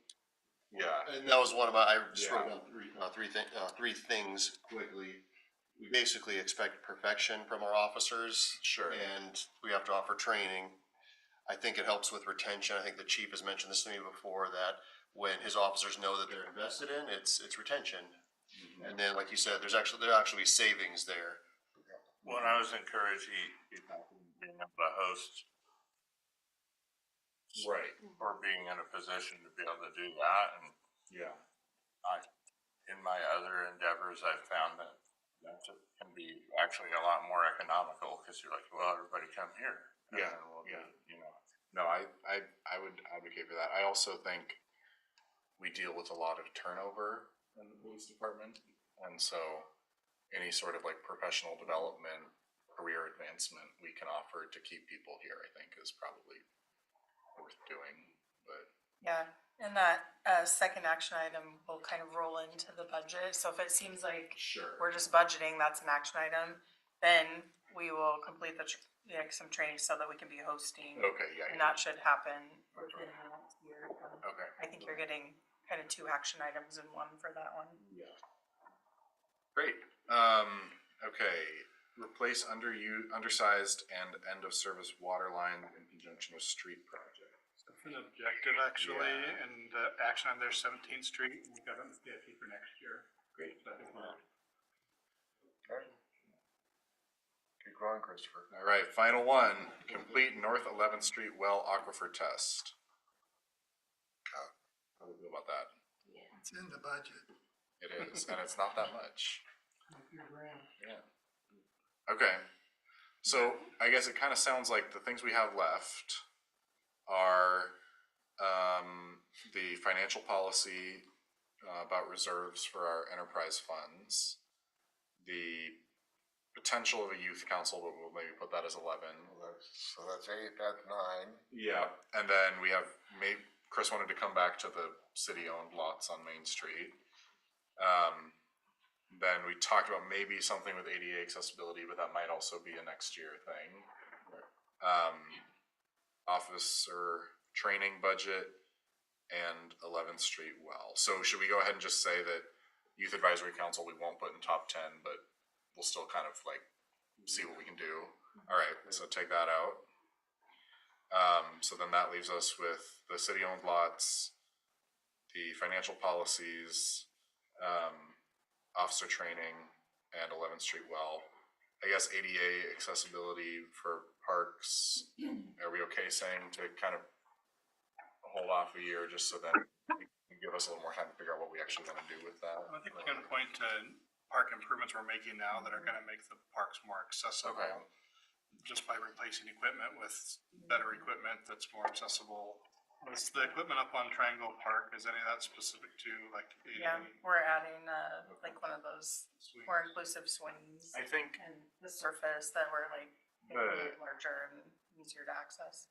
the comments I've heard are less about like new. Yes. It's like, or like we have all these benches that like you have to walk through the mud to go sit in. Like there's no path Right. to, like just those little kind of like connector Mhm. pieces. And we've talked about some of Yeah. those, and I think that I had a conversation with Carrie about the bridge and Yeah, right, those are right. things that I think are on the radar to kind of check Okay. out. Okay. Just be more maintenance items and Mhm. everything. Right, they just need little updates, basically, yeah. Since it sounds like it's on their radar, would it be okay to come back to it next year and kind of see what? Okay, okay, great. So then that leaves us with just financial policy for reserve funds, city-owned lots, officer training, and well aquifer test. So we need to cut one more out of those.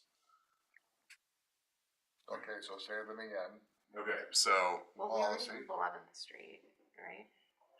So What? that, we already have 11th Street well testing in the budget. we do. So, Well, we cut the first one, right? The very first number 6. well, we didn't cut it. We just wanted to change it. That was So a like. perform a code audit to ensure bike ped And then connectivity. cut it. We just wanted to, I think we all, because from our discussion, I think we all decided to use that one as our like implement TSP. Oh, great, upgrades we're just on- going more general. Yeah. Just since that wasn't like a specific one, we were all like, yeah, put your sticker there if that's what you want. I have a note, I just Okay, didn't okay. read it. So we need to cut one of the following. Do we cut adopting a financial policy to establish reserve amounts for enterprise funds? Do we cut doing something with the city-owned lots on Main Street? Do we cut increasing the budget for officer training? Or do we cut completing the North 11th Street well aquifer test? You got that one, yeah, because we're already doing it. Great.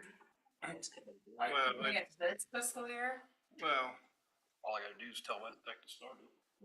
I think No, that, We're doing it for next year, yeah. It's not budgeted. It's in this. This year's budget. It's in this year. I think similar to the officer training.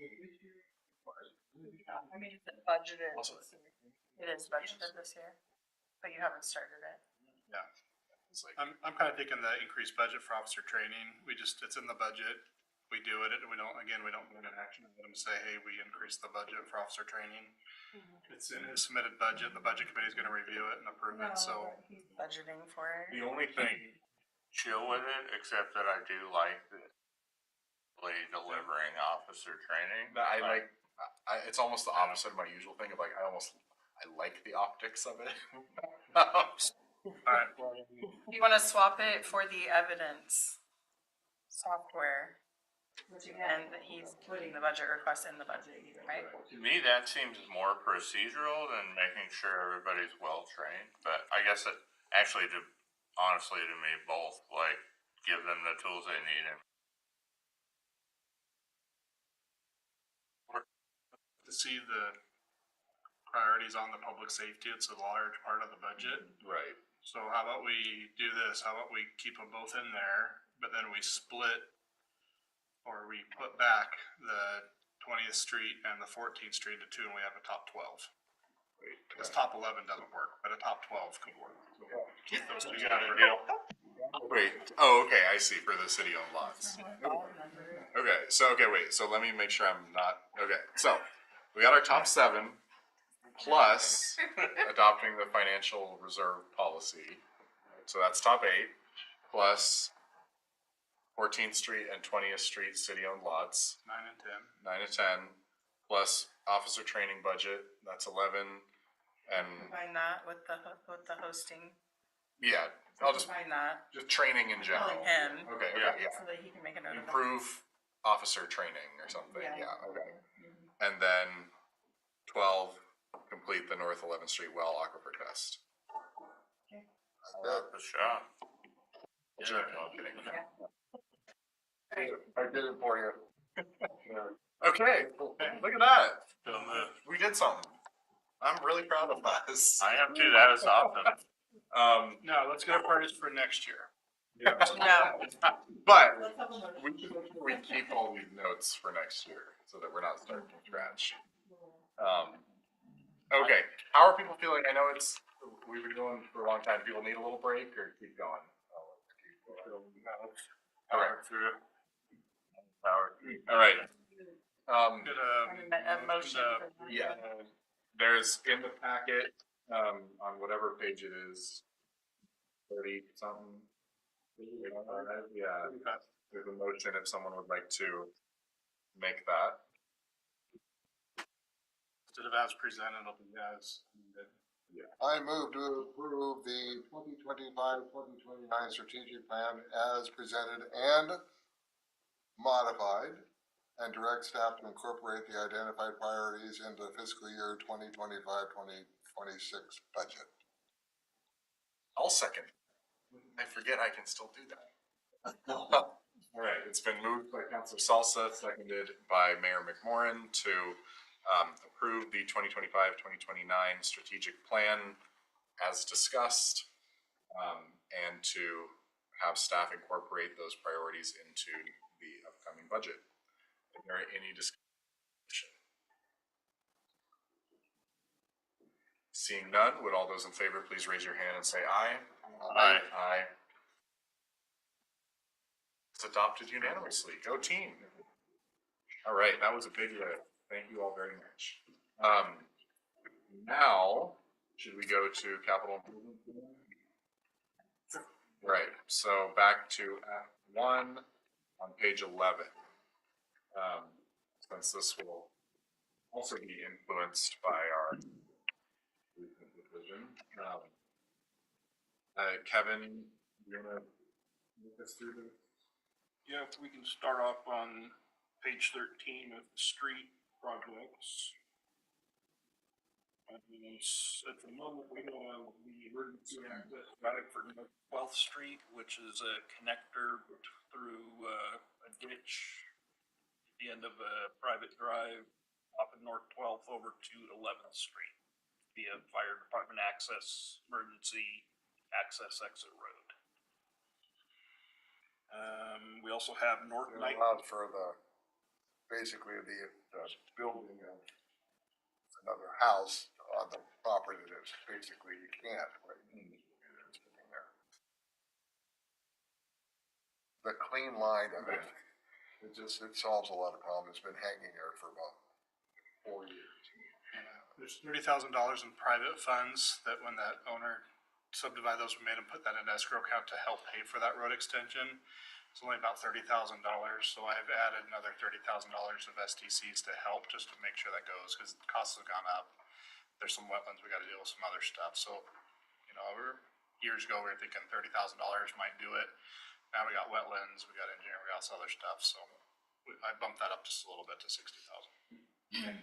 I'll just say the thing I'm really excited about on that is that then there's pedestrian connectivity from 12 to 11, where right now, if you're like a kid on North 12th Street, you want to go to Flossie Open Park, you have to walk like, jump the fence. You're so rich. Anyway, okay, thank you. So we got Kevin.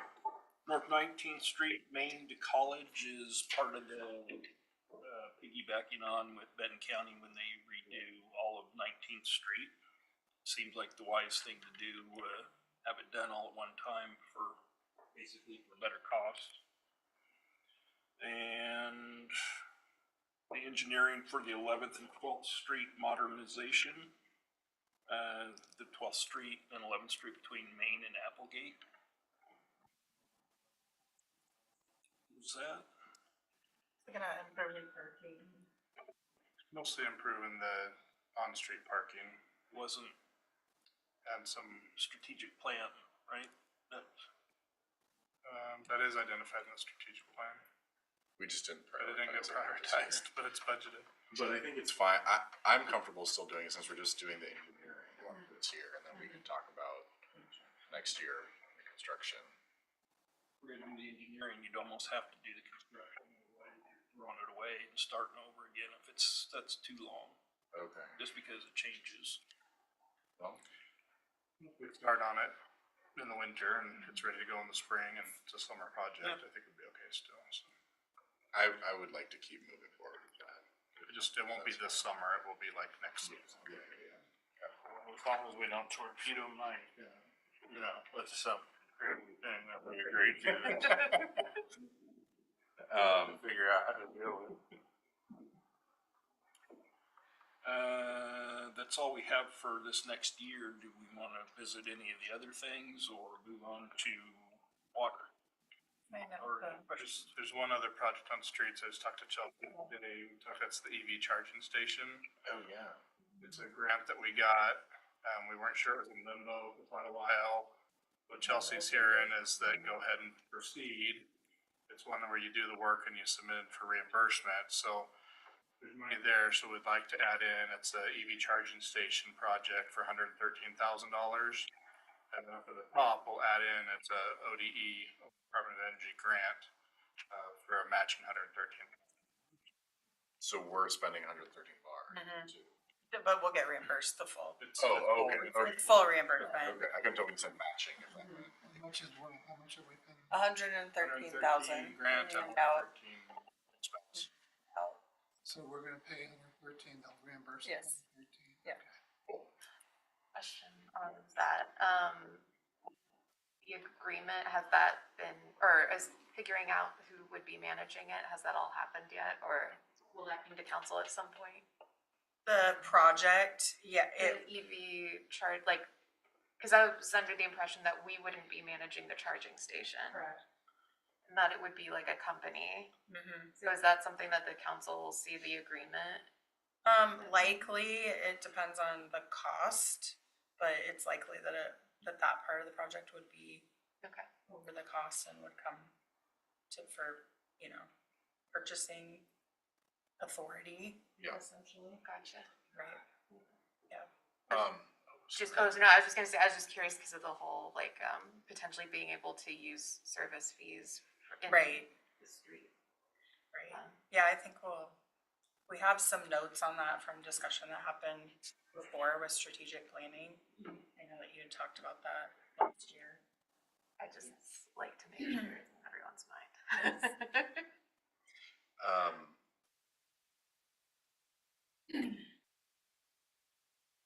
Is the funding for the TSP projects? We should this budget year since we highlighted it on our strategic plan priorities. We have it, we just funded. Right. In there. So I think if we can just plop that in, and we have the money to do it this year. Where? What? Where Where do you want to do pull you it out of? see the money? Oh, well, just our year-end balances. No, that's gonna carry forward, it's a tentative grant, you have two grants there. Well, one of them, the 180, that's carry forward, that's a carry forward that we don't have yet. We're applying for a safe route to school grant, 180,000. We're gonna get it this year and do it the next year. So you can't use that. Can we use SDC?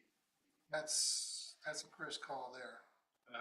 Or For some of the TSP projects? like a crosswalk, we probably wouldn't be able to if it's just striping. Okay.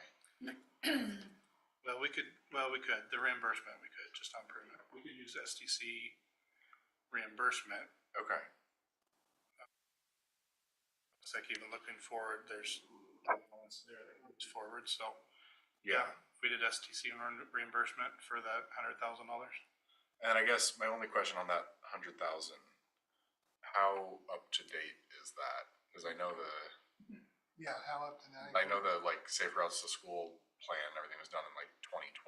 I'm assuming things cost more than they did in 2012. Kevin's gone through and updated all these. So Okay. we took Frank out of inflation, that you work with West Tech on getting an inflationary number, and so no, these are today's dollars. Okay, okay. You did know awaiting funding on those, what was that for? On the bottom? The awaiting funding. We just haven't identified the funding I source thought for you it. were I think the going thought for the was, grant. once they got identified, then we could identify a grant and Okay. put it in there, but we do have some STC reimbursement funds.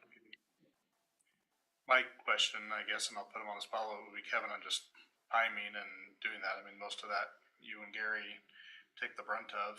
Is that something you can add to this year, or is it better to spread it out? Not that next year looks any less busy in the streets, but. Well, we have already went through and bought some of the heat tape for share rows, is what they call them, shared road and bike pathways.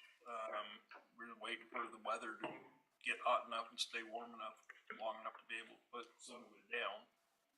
The bike lane on Applegate, next time we stripe, Applegate would be the ideal time to move everything and just have Benton County stripe it for us when they go through. Do you know when that's up? I don't. Probably, we just need to let them know we're interested in how much. Okay. So, and then somebody needs to talk to the homeowners about Yeah. parking, Okay.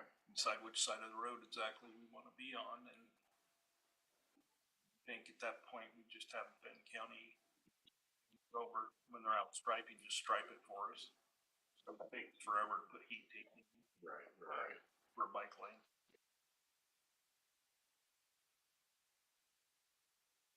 I mean, again, we could put it in there, but there's there's a couple listed here. There's Right. several TSP projects that are kind of geared towards that, like that.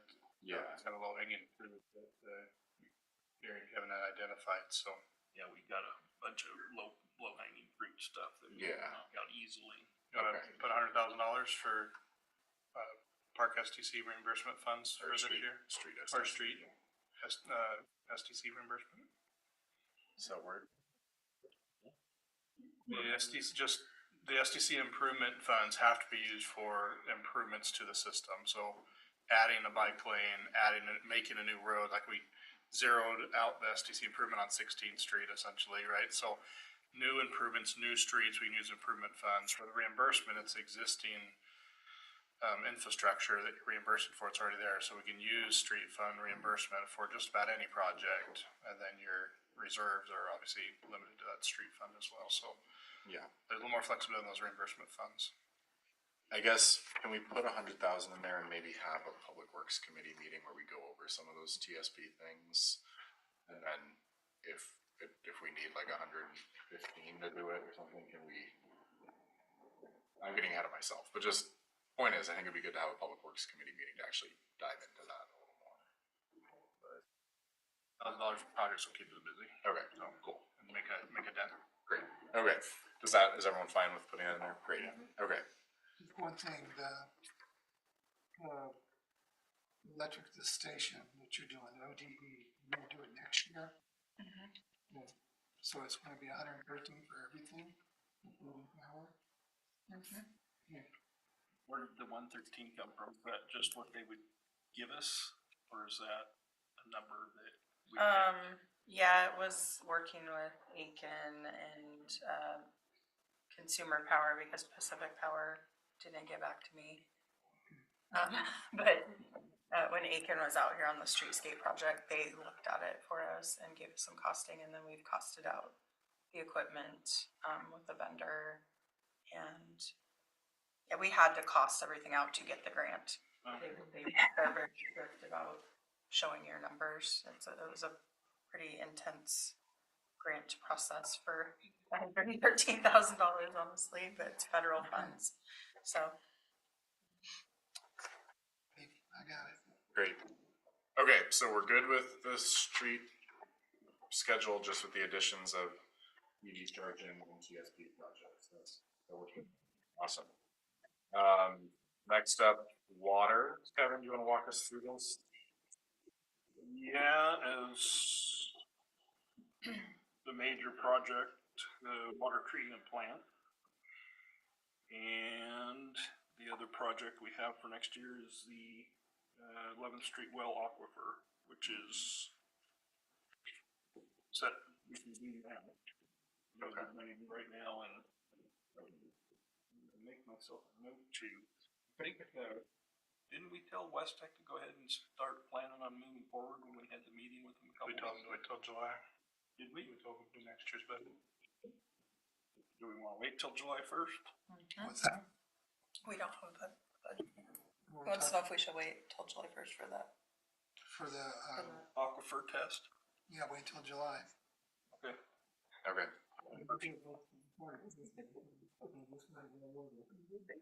All right. I had one question. Okay.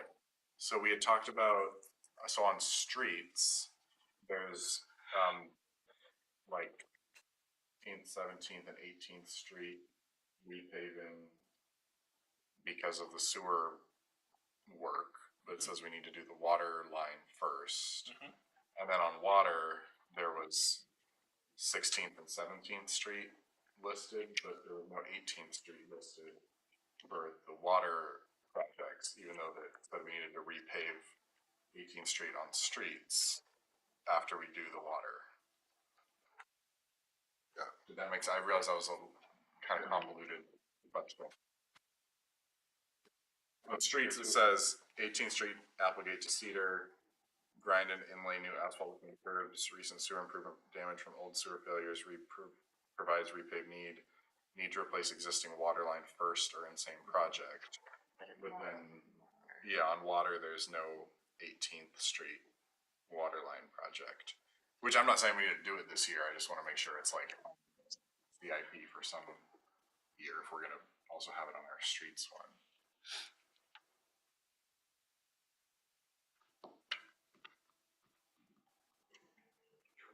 Oh, 17th Applegate to Cedar, that's, yeah, everything, we didn't have issues through there, but it was an area that, yes, we wanted to pave those streets. Is the narrative incorrect? For 18th Applegate to Cedar? No, I'm not exactly sure where those came from.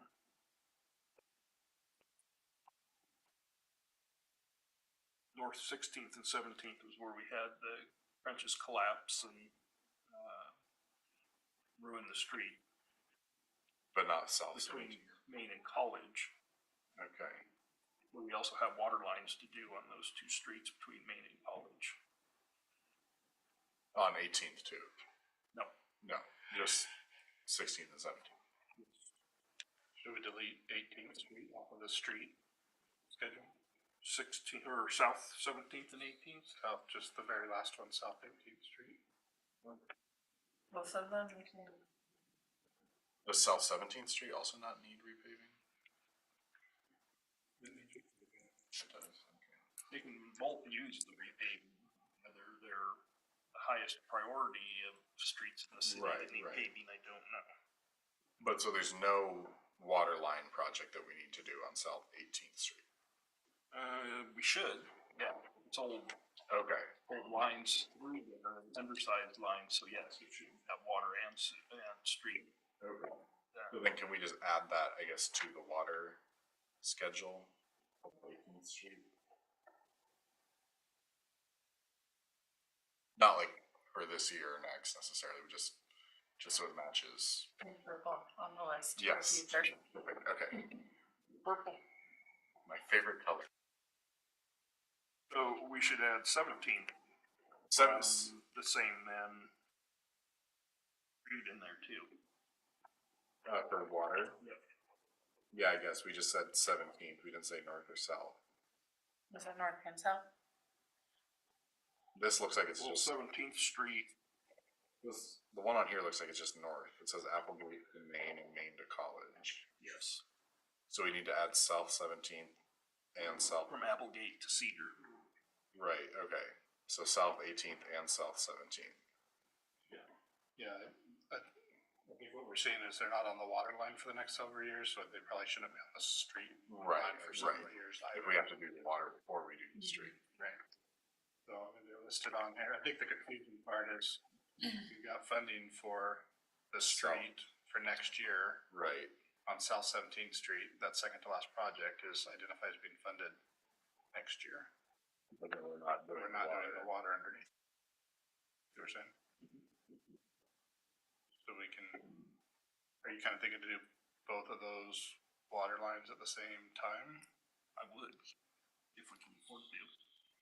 We just remove the funding off of streets for the South 17th Street. I think we Oh, should the water is. push it out a year because we're not gonna be able to do both water lines next year.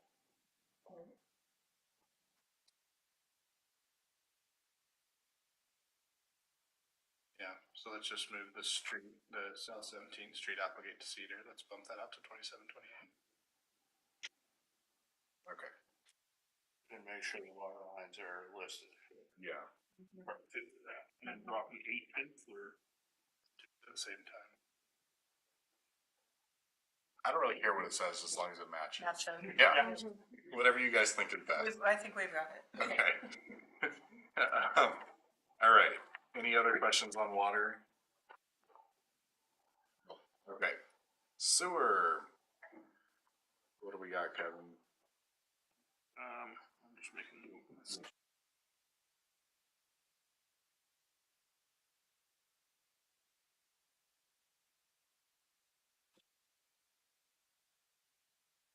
So this is waiting funding. Okay.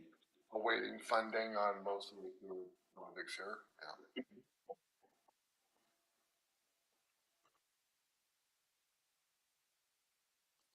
Sewer, our big thing for the year is the lagoon Generator. There's a new one. Okay. Whatever that is, sounds cool. We have, Making lagoons. To prevent issues. we have a submersible well at the lagoons that feeds our chemical injection stuff. And when the power goes out there, if we're discharging and sending it to the farmer, we don't get it treated. So somebody has to come in right away, shut everything down, and then spend another half a day to 3/4 of a day firing it back up when we do get power. So we've been lucky, I think, that we also had somebody that lived a few minutes away that would come in when we had a power outage and get it shut down. So we didn't have any illegal discharges. We don't have that benefit much now. I mean, That makes sense. $5,000, it's a regular It's a generator. liability waiting to happen, yeah. It's not anything we even have to have engineered. Okay. We had an electrician come out and take a look at it that does a lot of these and gave us a price and said, yeah, that's just a basic home generator setup with a transfer switch and Okay. it'd be in good shape, so. Okay. I guess how urgent are any of these, just since none of them are really funded for the next several years? Is that gonna get us in trouble? Or, Well, the big tentative one out there is the Right. $2.9 million, so that's the request from the state legislature this year, or legislature. We also just got an email from Representative Al Hoyle. She's asking for projects that will help fund housing. So this is the one, this main sewer line will go all the way to 19th Street and across to Industrial, and it will take all the sewage and everything essentially north of the end of 12th Street right now. So none of that can develop for housing right now until the sewer line comes in. So it's a good candidate for, housing infrastructure projects. But we just don't know if we're gonna get that money, right? I mean, we'll ask of the state legislature, the mayor's working on that, I'm working on an update on our ask and our match. But we just don't know. If we get that, then that's a $2.9 million project that we need to get cracking on, right? So it's a little project for sure with the generator, but the potential for some big stuff to happen if we get our way with the state legislature or, well, I guess I just wanted to make sure for any of the other, any of the other purple ones, like if we should try to put one of those on like even 27, 28 or something. Like, are any of those like imminent problems, or is it more like we should get to it at some point? My biggest concern is the Applegate and 20th. Okay. Like, should we just try to go ahead and put that on for like 27, 28? So, combined with Combined reserve and there's reimbursement. 2 years of STC income coming in that we don't really know it's gonna be there or not, so. Okay. I like it on here. Next year, we'll see where we're at, Okay. how many new homes those STC estimates are based on an estimate of how many new homes are gonna be built. Right. Because we collect STCs as they're built, and if we don't hit those numbers, we don't get the revenue, so. Okay. We try to get pretty good for like this year, but anything out beyond this year, markets come and go, and so I wouldn't wanna predict too much. Okay. Is everyone fine with not putting anything on there for now? We'll check it next year. Great. Anything else on that, Kevin? No, sir.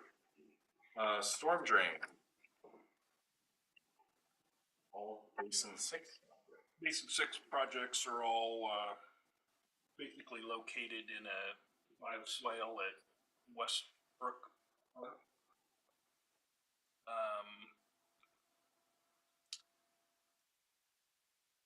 Whole setup is a little wonky in there. That's not. Technical term.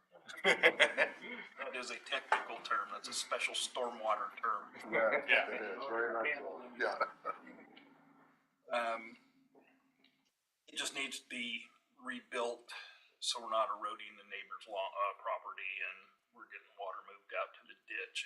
It was a poor setup, I think, at the beginning, so just needs to be repaired. There's some repair stuff that goes in there. Questions on storm drain? All right, parks.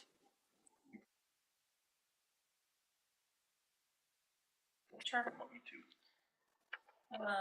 Flossie Overman, we talked about the log replacement, so you'll see that in here for next year.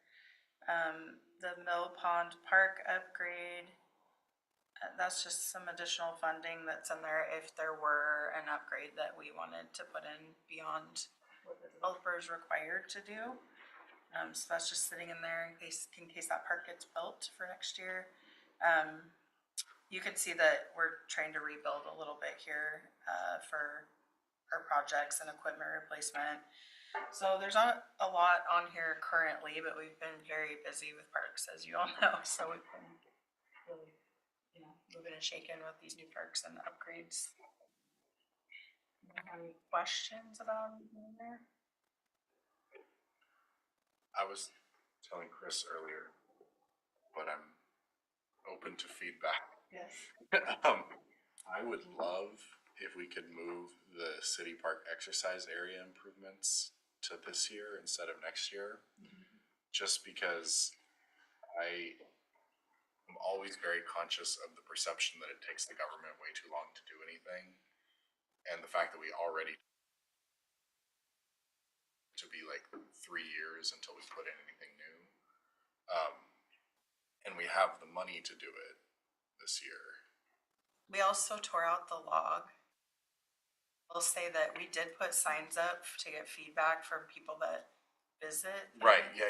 I don't think we got Yeah. anyone from, I'm not saying people don't use it, but I No, will say that we yeah. haven't had a ton of feedback about that. I have a little bit of concern over the price that's in there. Okay. Honestly, I don't know where you got the 40,000, but buying just a simple swing set is like $4,000 or $5,000 just for a swing set. So I'm a little concerned. Do you know that? You costed that out? And the surface, because you added a surface and everything in there as well. Just some chip. Chip surface, okay. I mean, personally, just as a matter of the Flossie Overman has other play equipment, Right. but Well, I'm not saying not do Flossie Overman. I was saying just shift that 50,000 from 26-27 to 25-26. But if that's like too heavy of a lift, I don't think it's a heavy lift. I think the issue is it's not, we can't use SDC improvement money for that, correct? It's replacing, Depends on how long it's been gone. yeah, The longer it's been gone, the less it feels like right. replacement. And I don't know that it's, I mean, honestly, we're not replacing like for like, that's it true. was wood that that probably a You are, volunteer in put fact, in. Improving And something. this is actually, Yeah. commercial equipment that would be put in. It is a different, I don't think we'd have any argument from it's different. housing developers or home builders association. They're typically ones playing with SDC funds being used appropriately. Right. I mean, ethically, we want to use them for the right reason that they're intended for, but I think you say, we're not replacing a pull-up bar with a pull-up bar. We're replacing a pull-up bar that was rotted out with Right. full equipment center. with a Full multiple, equipment center. and Yep. It's a substantial Improvement. Yes. improvement to the park, Yeah. not a replacement of the equipment that was there before. It was logs, Very substantial. mostly. Yeah. Yeah, I will say too that the park board, they go through this list of projects and their input was financially, if we could only do the log, let's do that. The exercise equipment is very high priority to them. They want to make sure they knew it had to come out. They didn't want it to get forgotten. Okay. And the city park play equipment that's on the replacement, I have talked to Gary, it is something that does need to be refreshed and replaced, but if you had to order those, both the park board and Public Works, that's the order. So I don't think there's an issue from anyone who's looked at it. Okay. So, cause I would like to, if the council's okay with it, move that to this year. I don't wanna put too heavy of a burden on anyone to get that done if we don't think we can. I think we can. Okay. I think we can do it. Is everyone okay with that? Okay. Awesome. Thank you. Especially if you make a training video out No. of the mayor at the new exercise. We need to work out. Show everybody that. Put it on the pull-up bar. Yeah. See me go like. Yeah. It's an hour. Okay, anything else on parks? No. Okay. Then we have bike path, footpath. My only question on here was it says total projected project cost $1,000, but we're projected 12,000. Assuming the 12,000 is the accurate one. No. Oh. This is. That should be zero. What? It's already done. No. What? We removed that one. That was done. That one was done. This was Bless you. what's identified in the street project as the crossing. 17th Street crossing. Yeah. 17th Street crossing improvement, Main Street crossing at 17th Street. It's not because it's on ODOT and this crossing, then It counts. let's use this funding that we have a hard time otherwise spending, so. But the 12,000 is the correct number. 12,000 is the correct number, and that's when it towards the 17th Street crossing project. Okay. But the cost of that total project is much larger, yeah. So this should say 12 across. I would just put it as 12. I mean, it's that portion of the project that this fund is gonna. After which we will have $47 left. Exactly, John. Any other questions on bike path, footpath? You're done. Okay, then finally we have our facility improvement. Not quite. Second to finally, we have our facility improvement schedule. Any Kevin, want to chime in on any highlights here?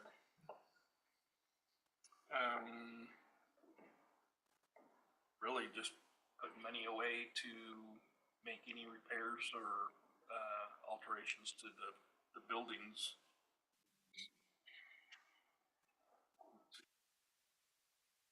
407 will be the cap for our city hall remodel project, so that'll be our maximum budget. So you'll be seeing that number back when we get bids in for that. It'll be not to exceed the 407, including contingencies, so. that's kind of our ceiling for the city hall remodel project. Anything else? Okay. Then we have our vehicle and rolling equipment replacement schedule. I know we talked about in committee, I think two things to note are just the outright purchase of a new buildings and grounds vehicle and a new bucket truck high lift. I don't know if you want to talk about that, Kevin. Yes, we have, put on a building maintenance worker, also takes care of some of the park stuff. Right now, he drives whatever vehicle he can find and scare up.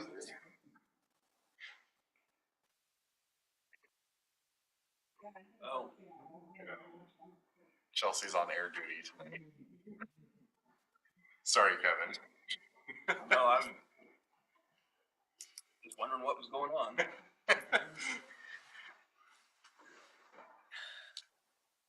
Buildings and grounds, yes, so right now he's taking whatever he can find, and usually it's a pickup truck, and if it's hauling cases of toilet paper around and it's raining, it's Not great. yeah, it doesn't work as well. It dries out and some people don't wanna wait, so.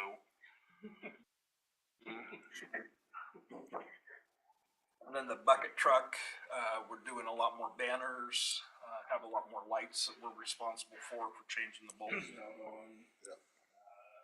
Christmas ornaments, baskets, everything like that, so, we rely a lot on Pioneer Connect in Portland, or Pacific Power, helps us out. They're, like everybody else, getting a lot busier, so I think a lot more of it's gonna be falling back on,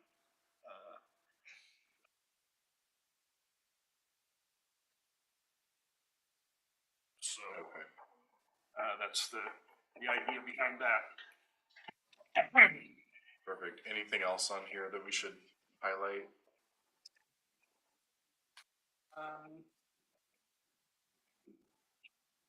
I guess I was just curious. I know that the police numbers look a little screwy. Oh, they're screwy, all right.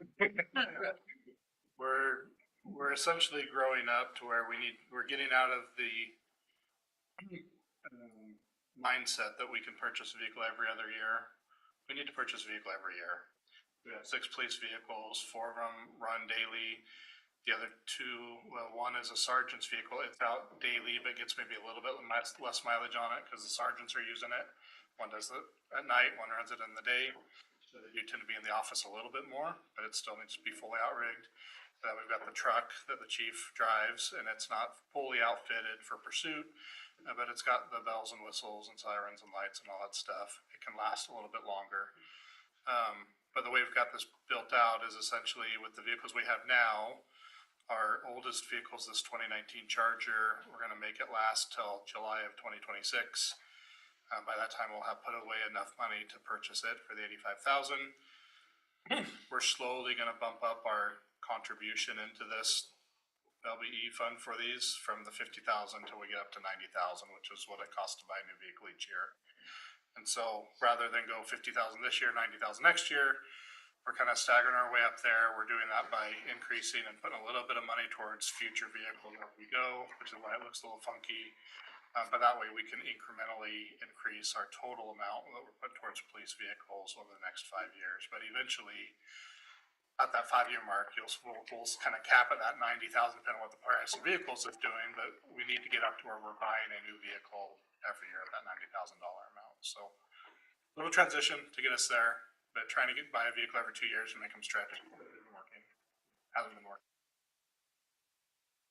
I was just curious, is the plan to still have both Chargers and SUVs, or is it to have only We're one? converting over to the SUV. Okay, So okay. the other vehicles we're buying now will be. So they'll be all the same, okay. Okay. Any questions on that? Councilor Andrade? We'll get, paint jobs where you can actually read the lettering, right? I'm not in charge of paint jobs on the vehicle. I beat just it. remember you bringing that up. I still don't like it. I feel like I've brought it up enough, and no one else seems to care. So I don't love it.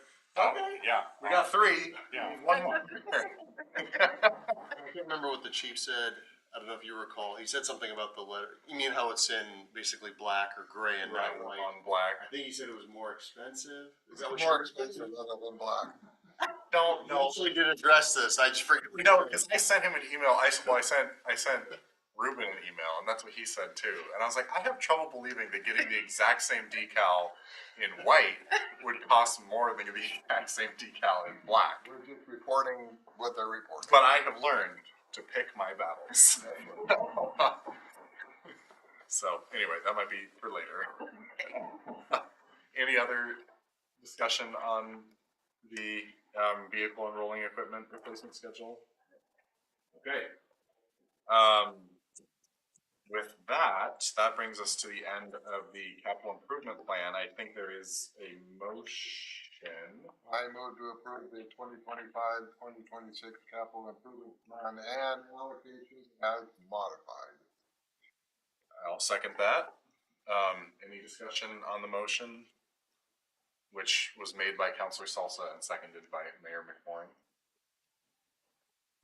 Seeing none, would all those in favor please raise your hand and say aye? Aye. Capital improvement plan is approved unanimously. And now in our weird jumping around the agenda, that brings us to item 3. Good, thank you. Thank you, Kevin. Thank you, Ben. Thank you, Fig. Yeah. Getting itchy feet there. Let's see, what else we got here? Do anything for any of the?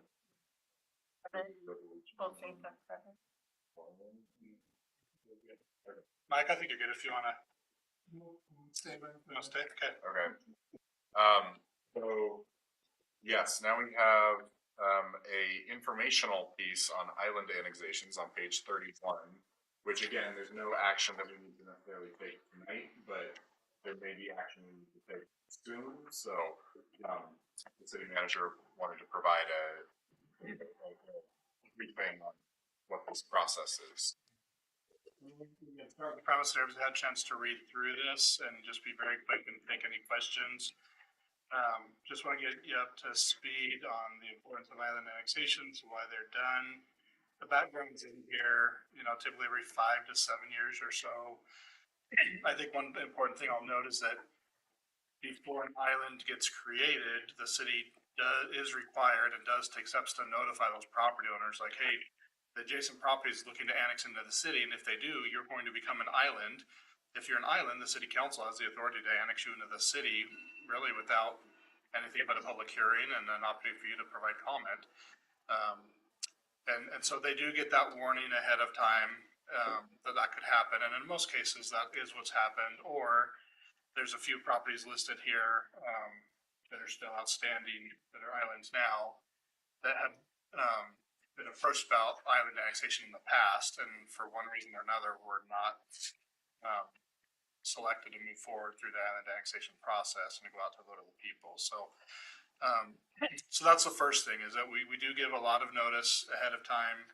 There is a formal process to go through. The island annexations aren't covered under the newer state laws that disallow a city from taking annexations out to vote of the people. That's only if the properties wanting to be annexed want to be annexed and it's unanimous. But in any other situation, like an island annexation, it still requires a vote of the people per our charter. Just really quick, we're at 9:30, which is when we are supposed to adjourn according to our council rules. Is everyone okay to stay? Should we say until 10? Does that work? Yeah. Okay. Yes. Seeing no strenuous objection. Keep leaning forward. We'll be as quick as we can. Sorry, continue. Not open. So that is the process. So that's why the timing of this matters. So the way that this is laid out, there's a little schedule in here on what we'll be looking at. We'd notify the public, property owners, notify the general public, all the public hearing. We're not required to run it through the planning commission. I like running it through the planning commission. It's an annexation, gives them a chance to give input. Then it would come to you, we'd have another hearing, another opportunity for property owners to provide feedback, and then the city council would make a found determination. You would pass an ordinance approving the language that would go on the ballot, so you're approving the ballot title and the language, and then staff would work to get that to the county in time for the general election in November or this year. So it's something that we could move along between now and the end of August when things need to be with the county. Again, I listed out the 11 properties that we're looking at that are currently islands. Some of them are grouped together, like 3 or 4 properties make up an island. Some of them are just a lone island property all unto themselves. One of them in particular at the very bottom is a little piece of right-of-way that should have been annexed to the city years ago. It got missed in a legal description somehow. So when the county annexed everything, all the rest of North 7th Street, they left out this little circle part. It's just public right-of-way that's in the county right now and should be in the city. So that's on there. See if the county objects to having that annexed in or not. But that's kind of the process. In general, I did a little statement there about opposition to annexation because property owners don't want their property taxes to go up. I mean, at the end of the day, and you'll hear all sorts of comments about we like feeling like we live in the country and we like to have the deer and the turkeys around us and all those things. But the reality is, these are properties completely surrounded by other city properties that are paying city taxes. The majority of property taxes go to pay for public safety, parks, a lot of these things that you can't exclude people from because they didn't pay property taxes. So a little bit in there on kind of free riders and how that kind of presents itself. And it's not anything against these property owners. It's a matter of fairness to all of the other property owners, more so than to those individual property owners. So that's in there. Just know as we go through this process that the council wants to go through the process, you will hear from property owners that don't want to be annexed, and you'll hear from property owners that will claim that they're going to have to sell their house and move out if the property taxes go up. I would encourage you as an exercise, you can look up property owners through Benton County Assessor, and you can look at exactly what their current property taxes are, and you can look at the neighboring property, see what theirs are, and you'll see the city amount of taxes that's total. I mean, they're paying property taxes. They're just paying it to everybody but to the city. And the city's taxes are going to go up, typical house. I think I looked up my house. Was it with you? I was looking up with you. Anyway, I looked up my house. Do you remember what we were at, like 1,600 or something like that? I think was not draft. I mean, it was not anything that I would have decided to add to my tax bill, but it was also not like, it didn't feel life-shattering from my perspective. It was less than what I'm paying to the school district every year. Yeah, that was For perspective, I guess. for sure. So, more than the fire district, Yeah. but less than the school district. So anyway, it's just, as we get closer and start going through the process, I just want to forewarn the council that you may not be on everybody's Christmas list this next year. There may be a few members of the community that aren't so happy that we've taken steps to proactively bring them into the city and have them start paying their fair share of property taxes. From the city's perspective, it's like 6 new or 12 new houses that just got built, right? Or 10 new houses that just got built and are going to be added to the tax rolls.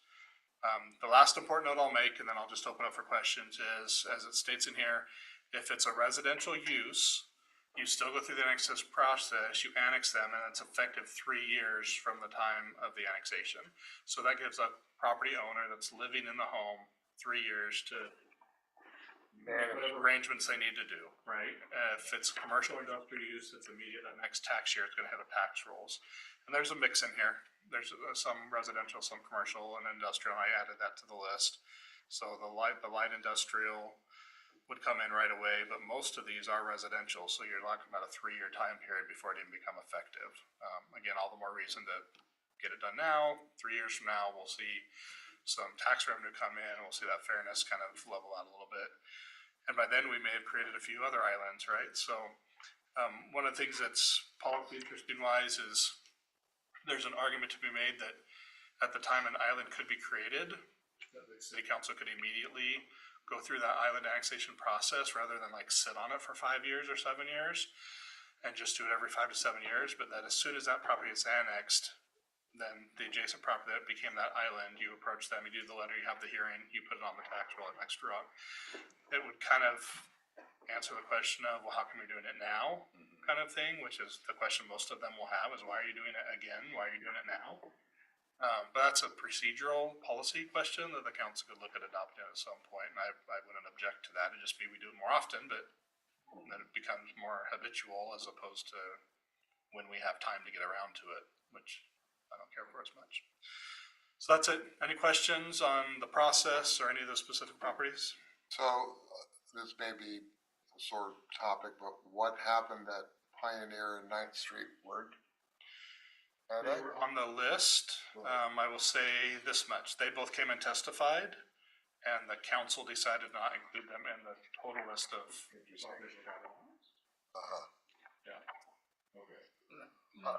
Just for what it's worth, I'm one that doesn't like kicking the can down the road, honestly. This is something that we're gonna have to be addressed. I mean, I get it, I do, but, and it's interesting, cause the only taxes that they're not paying right now is just the city taxes. They're paying all the rest of them, fire and schools and blah, blah, blah, blah, blah, so. LBCC. Yeah, I'm not Yeah. Pretty good list of them when we looked. Yeah. So that's all for tonight. Just, this will be coming if the council's kind of consensus. Let's move forward. Then again, I think I put the time frame in here. I would suggest that we have this kind of in front of us as we go into, not to prolong this again, but we should keep this in front of us. Perhaps to bring it up even for next year's planning. And include that in one of those that we want to kind of get that one tied up, honestly. I feel like from an equity standpoint, the implementing a policy of beginning the process as soon as sorry, it's late, just faded. As soon as the, that way there isn't any impression that we may be picking or choosing who Absolutely. gets annexed and when, but just ultimately that once the island is created, unfortunately, you're now just you're in the city, and it would also, when Chris and I were talking about this, he noted that it would also it'll probably also increase the discussion at the time of the annexation of the first.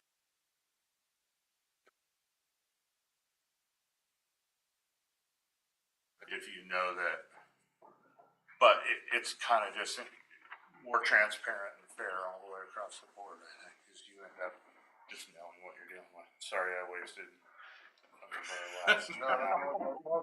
last 30 minutes or whatever. So I guess just to say, we don't need to take action on this tonight, but it sounds like it's something the council would like to come back to and explore the actual sort of moving ahead with it. Is that, like, I'm not hearing anyone say like, heck no, never bring this up again. Or if you want to make a motion to direct us to go ahead and follow this schedule that's on page 34. I'll take a consensus or I'll take a motion just to start moving forward on the process. Based on this time frame of getting everything to Kind of need it. county, I want to give homeowners plenty of time. So if we could get notice out like next week, that gives them a couple months before our first hearing with the planning commission in June. That puts them in front of you as the council in July. That gives us, about a month or so to draft the ordinance, get that in front. So there is a timeline, and so the sooner you say, yep, let's move forward with it, and the sooner we'll start drafting letters and I'll have my. Any reason why we wouldn't do that in particular? It's unpalatable to tell people they're going to have to pay more tax. I mean, that's the only reason I can think of. It's uncomfortable. Yeah, but it's not gonna get any better. You know what I mean? It's just gonna get harder and harder. As fees and taxes just sort of naturally go up. And their assessment. You know what I mean? Anyway.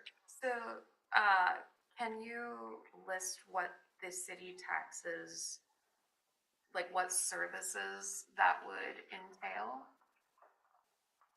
It's just our budget.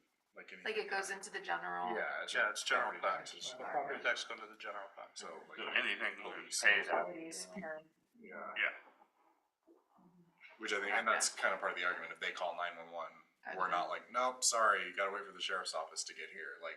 I think, yeah, no, I Yeah, understand yeah, that part, yeah. but it was more of the like, so some of it does, like, in the transfers to the streets funds and the water funds and the. Yeah, right, sewer yeah, funds. right, yeah, Basically, it's yeah, anything and everything that we Yeah. pay for. all the property taxes just go into general. Well, By line. No, you're good. I can tell you by property, some of these might have accounts with the city water and sewer, they may be connected to city services, and they're paying that, but some of them may not, I didn't really look at the Well, utilities. can they be annexed then? If they were attached before, so the rule that we don't extend service outside settlements is fairly recent, like in the last 25 years.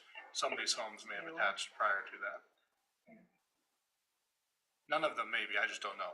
There's a chance that some are paying utilities, but they're not In inside which city case they'd limits. be paying the fee, but not, still not the general fund taxes, so the water sewer fee would be, they would have some input on, but. And wouldn't they fall under the provision of like if they have a septic system right now and it fails, the county won't let them put in a new one because they're basically in the city, they have to get in. Then they do a hardship annexation. Yeah, so like, to Rich's point, like, it's gonna happen sometime. well, the other part is that it would also have them be under city ordinance when it comes to the property itself. Right. Because right now, it's unenforceable. I'm saying this from personal experience as the fire marshal. Right. When we try to do weed abatement, that's like, they're not in the city, we can't do anything about it. Unless the county is generous enough to come and cut the weeds, because the property owner won't do it. That's like, well, So it's actually a barrier to public safety. it what is, you're it's saying, an impact, exactly. I mean, I get the concerns, no one wants to pay more taxes, I think it's just all of their neighbors are paying these taxes. It's unfair, there's no real way to like sugarcoat it, even though. On the other hand, there is the process, Yes. and the process is well defined. It's not like that, that we're not saying, no, you shall be. No, there's a process to go. Right, and it still has to be approved by the voters, all we're doing is putting the question. We're just putting the things in the motion. Yeah, which, speaking of which, is there a motion? I I know. I'd make that motion, but Chris said he'd take consensus. Like we're in consensus, so I don't, but. Maybe just to be safe, can you make a motion? Yeah, I'd like to make a motion that we begin the outlined process of processing annexations of the island properties. That sound good? I don't think islanded's a real word. You might want to wordsmith that. Crystal, do you need a repeat of, well, first of all, does it have a second?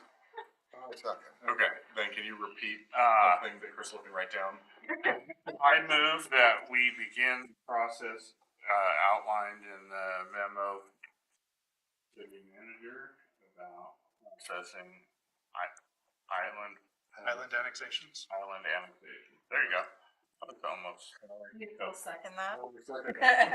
Okay. Or you feel free to jazz it up. City recorder, did you get that? You need Okay, so to begin the process outlined in the memo from the city manager about processing. Lovely. Yeah? I think we all know what that means. Great. Okay, any discussion on that motion, Councilor Andrade? So to clarify, in this process, at some point in time, so the public hearing at the planning commission meeting, public hearing at city council meeting, and then the resolution that, like, prior to its approval, I guess, well, that's the same day. If we hear feedback from certain property owners and they have some really good reason Yeah. to not be included, we have those opportunities to like remove them from the ballot. Yeah, whatever we put in that resolution on July 14th is what will be put on the ballot. Okay. So, the city manager has feelings about whether we should or should not do that.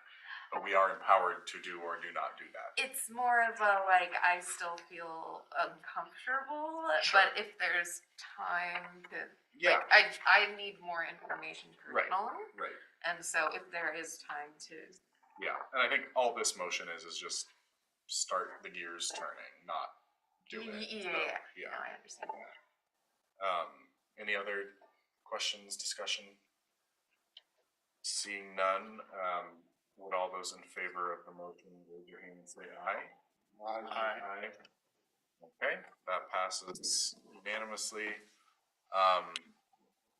Noting that it is 9:47, we will move ahead to ordinance 2507, authorizing full faith and credit borrowing and related matters on page 37. Which, as I mentioned at the beginning, this is simply a re-up of what the council previously approved about a loan to the Frolic and Rodeo to help with the building of the grandstands. It just, enough time had elapsed since the council approved it that the lender would like another resolution. Oh. Last video just finished. Oh. So, city manager, would you like to add anything to that? No, nothing to add. Pretty straightforward. The council will see an agreement between the Frolic and the city for that repayment. That'll show what the repayment would be and all that. That'll come to you for approval before the loan gets just requested or dispersed or whatever it be. So this is giving them what they need to start setting up on their end. The Frolic and Rodeo has been able to do some more fundraising, and the cost of the project has gotten sharpened and come down just a little bit. So they may not need to borrow anywhere near the 500,000, but rather than go back through and speak all the documents, we're just going to keep it. It's up to 500. They may end up needing 100 of it, maybe 120, something like that. And so once we know how much they're actually going to pull, we'll draft an agreement between city and Frolic for that repayment. The annual installments, principal and interest, et cetera, et cetera. So no real cost to it. Is there any discussion on that?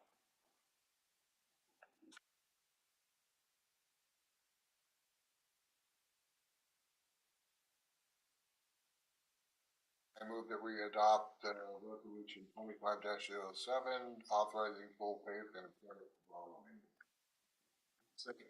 Okay, it's moved by Councilor Salsa, seconded by Councilor Caseman to adopt resolution 2507. Is there any discussion on that motion? Being none, would all those in favor please raise your hand and say aye? Aye. Unanimously. Which now brings us to what I'm worried about not having enough time for,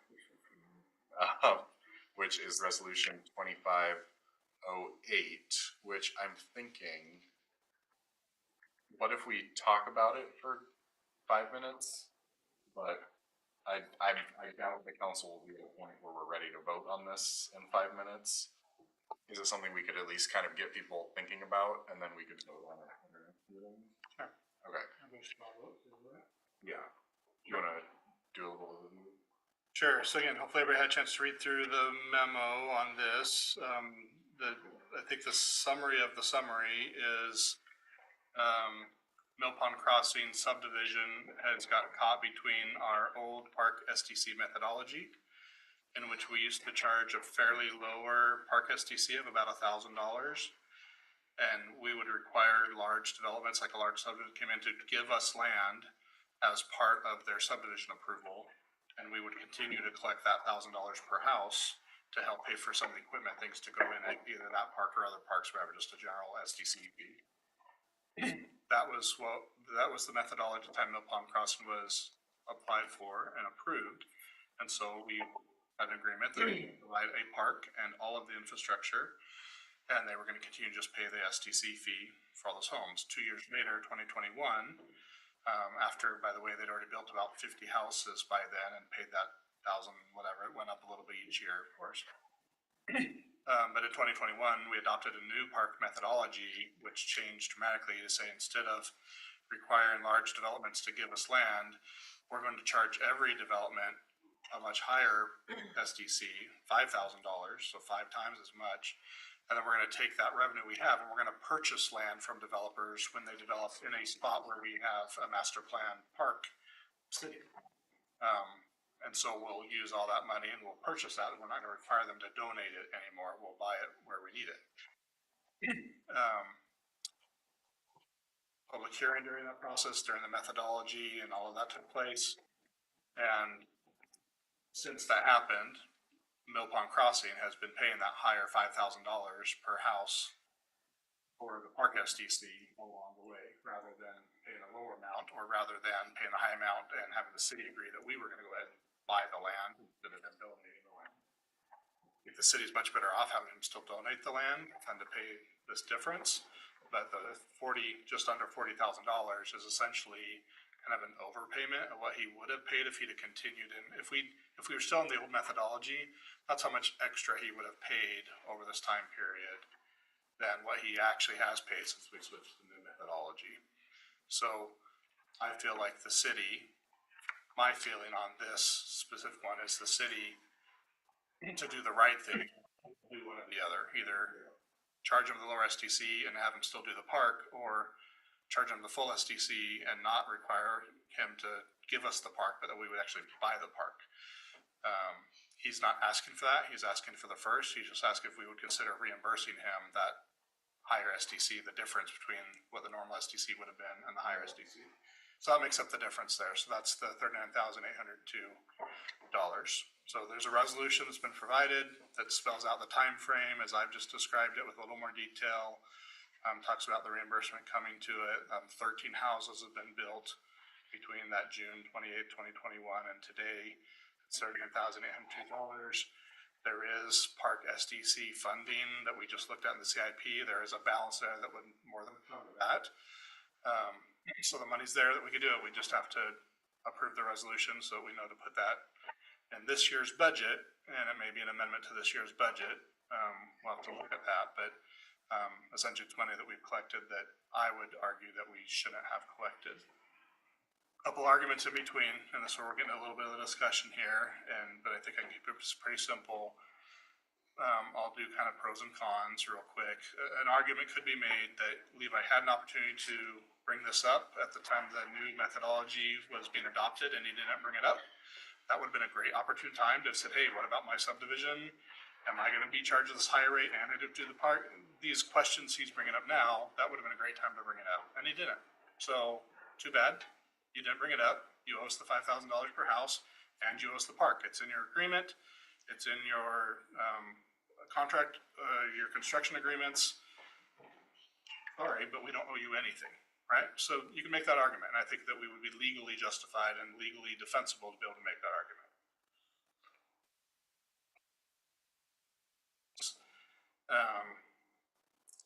Let's not get caught up too much in who the developer is. Let's look at any development and where we would be. And again, do we want to have a reputation for essentially double dipping on a developer when we know that we need housing, we know that we need the park, we know that, all of these things are things that the city wants and needs. And so do we want to be seen as kind of obstinate, if you will, on kind of pushing the issue or holding the line on a developer or development that's coming into the city?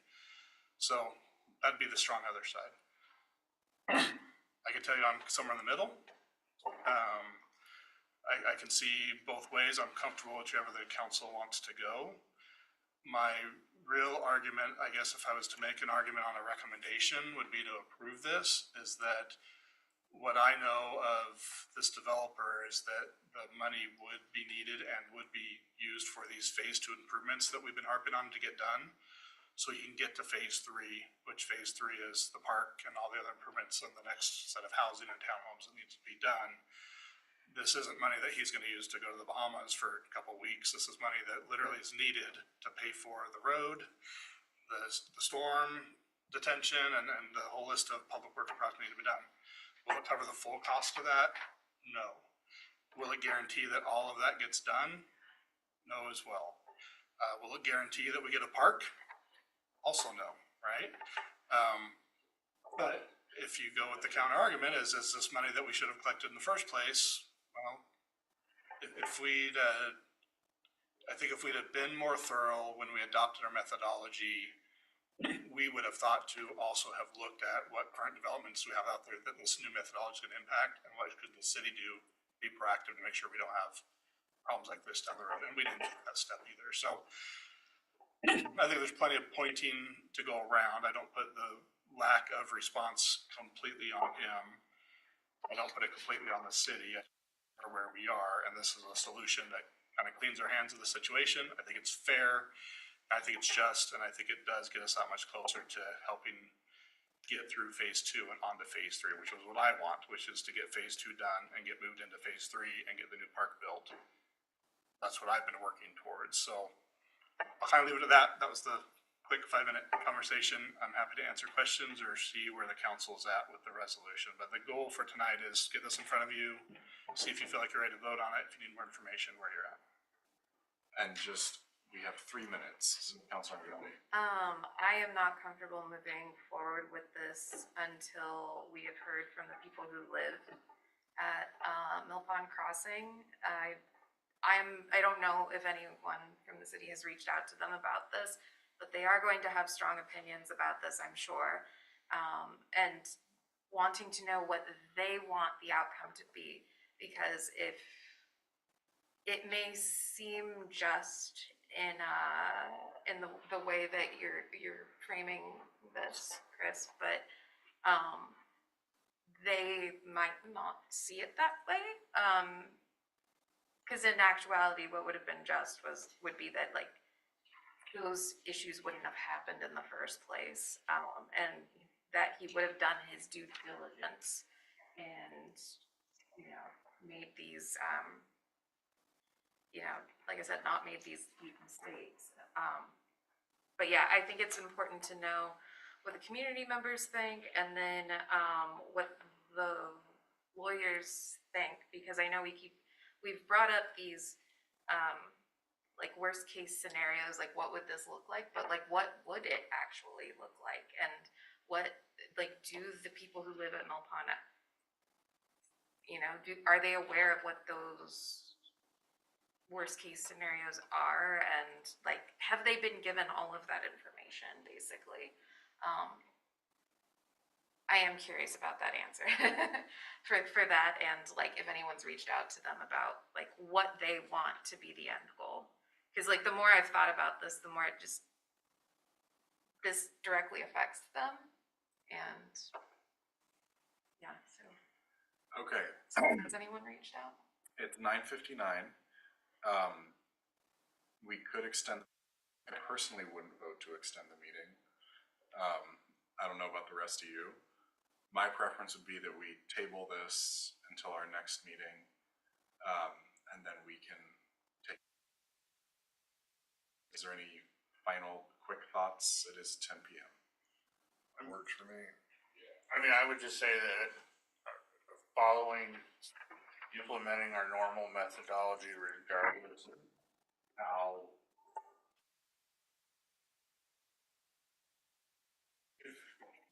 in my opinion, it kind of always is the best thing. If we do the same thing the same way every single time and correct it when we make a mistake. Yeah. Like this isn't a reward, it's just the fact that we provided too much. Like, I don't know, I can't speak for who's right or wrong in the other piece of the dispute, but to me, this isn't that. This is, we took more money in SDC funds than he should have been required to pay if he was gonna donate the land. And so, to me, it was pretty cut and dry, but I mean, okay. That would be, I guess I'm just sort of on the for side or whatever. I don't know what that means, but there you go. Okay. Sorry, Chris, is there any downside for us tabling this? Is this something that's like urgent and in terms of that needs to be resolved one way or the other? What's the deal there? I don't know, you ask. I think that funding's needed for the phase 2 stuff, so delaying a vote 30 days is another 30 days. He doesn't have another $40,000 to put into the project, but is he gonna go bankrupt in this 40 days, 30 days? He hasn't gone bankrupt yet, right? So I don't think it's gonna make or break the project. It might delay some of his planning on funding, but he knows this. I'll just say, I think he knows this is a request that the council could easily say no to. I think he's thinking worst case scenario, it's maybe I don't know what his worst case scenario is. I think his preference would be for an approved resolution, get him some money so he can inject that into phase 2 and get some of these stuffs done.